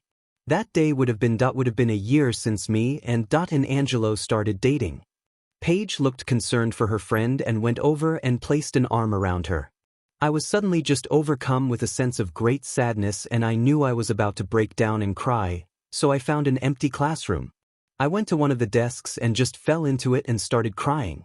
I don't know how long I was there, but then Mr. Parker was there. Flashback. Jubilee, are you all right? She heard a familiar voice say. She wiped her eyes and looked up to see Mr. Parker there looking very concerned about her. Jubilee couldn't talk, she just shook her head while trying to stop the tears. She didn't know why, but he sat down next to her and put his arm around her and she just found herself crying in his chest. After a few minutes she was hugging him closely, and she was able to find her voice again. I'm sorry, it's just that Angelo and me that. She tried to finish but couldn't. I know, I heard about what happened to him, and that you two were close. He said gently to her. If it's any help, I know what you're going through. She looked up at him with a look in her eyes that said, how could you, in them? He wasn't fazed by it and went on. My first great love in my life was a girl named Gwen Stacy, and she died too. I saw it happen and I couldn't save her, I lost her. It still hurts to this day and I'm sure it will still hurt you too, but I did go on and I found MJ. It may take time and you will go through a lot of hurt, but it will get better, and one day when you're ready you'll find someone else who makes you feel alive and happy. Present. He helped me that day and well, I think he was right. I do still hurt, but it does get slightly easier every day sometimes. She said, finishing her story. Wow, I never knew any of that. Sammy said quietly, reflecting on what was said. Man, I think that beats anything I got on him. Josh said. Everyone was looking at him then. Well, you guys know how hard a time I had fitting in after, well, you know. You mean when you joined that mutant hate group even though you knew you were one? David said sharply. He still hadn't completely forgiven him for it yet. David! Sophia chided him. Go on, Josh. Lori said to him. Flashback. Josh was feeling down. His parents had just basically told him he was no longer part of their family not 1 week ago. His roommate David hated him, and no one seemed to like him. He hated his life. He wasn't even paying attention during science class and was so lost in thought he didn't notice when the class ended. He was just sitting at his desk, head on his arms that were across his desk. Josh, class is over, unless this is your idea of extra credit. Josh snapped out of his thoughts and looked at Mr. Parker. Oh, sorry, Mr. Parker. Josh said quickly and raised himself up to leave. Peter placed a hand on his shoulder to stop him. Peter sat down next to him. Josh, is there anything wrong? Peter asked him. Josh didn't really want to talk about it. Look, Josh, we both got some time before the next class. Tell me what's wrong. Josh looked at him and sighed and avoided Peter's look. You wouldn't understand, no one here likes me that much, especially David. I feel like an outcast among outcasts here. Peter smiled sadly at him. Well, you're wrong about that, I do know what it's like. Josh looked at Peter again. In high school when I was your age I was an outcast too. I used to have glasses, got picked on, I didn't have many friends either. So I do know how hard it is. Yeah, but did you make a really stupid mistake and seem to pay for it the entire time? Josh said angrily. Mostly he was angry with himself for joining that group. Peter was strangely quiet for a moment. Yes, I did. He said quietly. Josh wasn't sure what he was talking about, but the look in his eyes told him he did. Let me offer you some advice, Josh. Learn from your mistakes, because we can't take them back, can't change it no matter how hard we try. We have to learn to live with our choices and to try and be a better person for it. Now, I'm not saying it will be easy, but give it time. Try and change things for the better, and don't let yourself be weighted down by it all the time or you'll never be able to move on. Josh took his words to heart that day. After that he tried to make peace with David and the others. He was still working on David, but he had finally found some friends in the others. Present. He did the same with me, Lori said to them all. She was sitting in one of the chairs by herself, feeling a little regret at speaking out. She was still a little shy and not too comfortable around anyone. Only I was sitting alone in the cafeteria and he sat down across from me to talk. He said basically the same thing to me too, only that I shouldn't be afraid to be around others or I would always be alone. You know, for a grown-up he sounds pretty cool. Sammy said to them all. They all continued to talk. Each one had their own story of Mr. Parker and they moved to the more humorous ones, like some of the things he had done in class to make it fun to learn. Later that night, while in her room, Sophia laid herself down on her bed staring up at the ceiling. After hearing all of those stories, she couldn't help but feel that she could have blasted them all out of the water with what she knew. Her mutation did allow her to control the wind, but it also allowed her to hear things far away. Just like it did that night, her and the others were freed. They were all standing outside the warehouse looking at Spider-Man fight the Green Goblin, but she had heard what they said to each other. You've gone too far this time, Norman. You mean like when I killed the love of your life, what was her name again? Oh yes, Gwen, wasn't it? Or how about when I made MJ lose your unborn child, Parker? You monster. Until next time, Peter. She could still hear the words echoing in her mind. She never would have guessed that her teacher was Spider-Man, or that such things had happened to his life. She knew she couldn't say anything, she owed him that much at least. It was amazing really when she thought about it, and she wished she could talk to him about it. Or could she?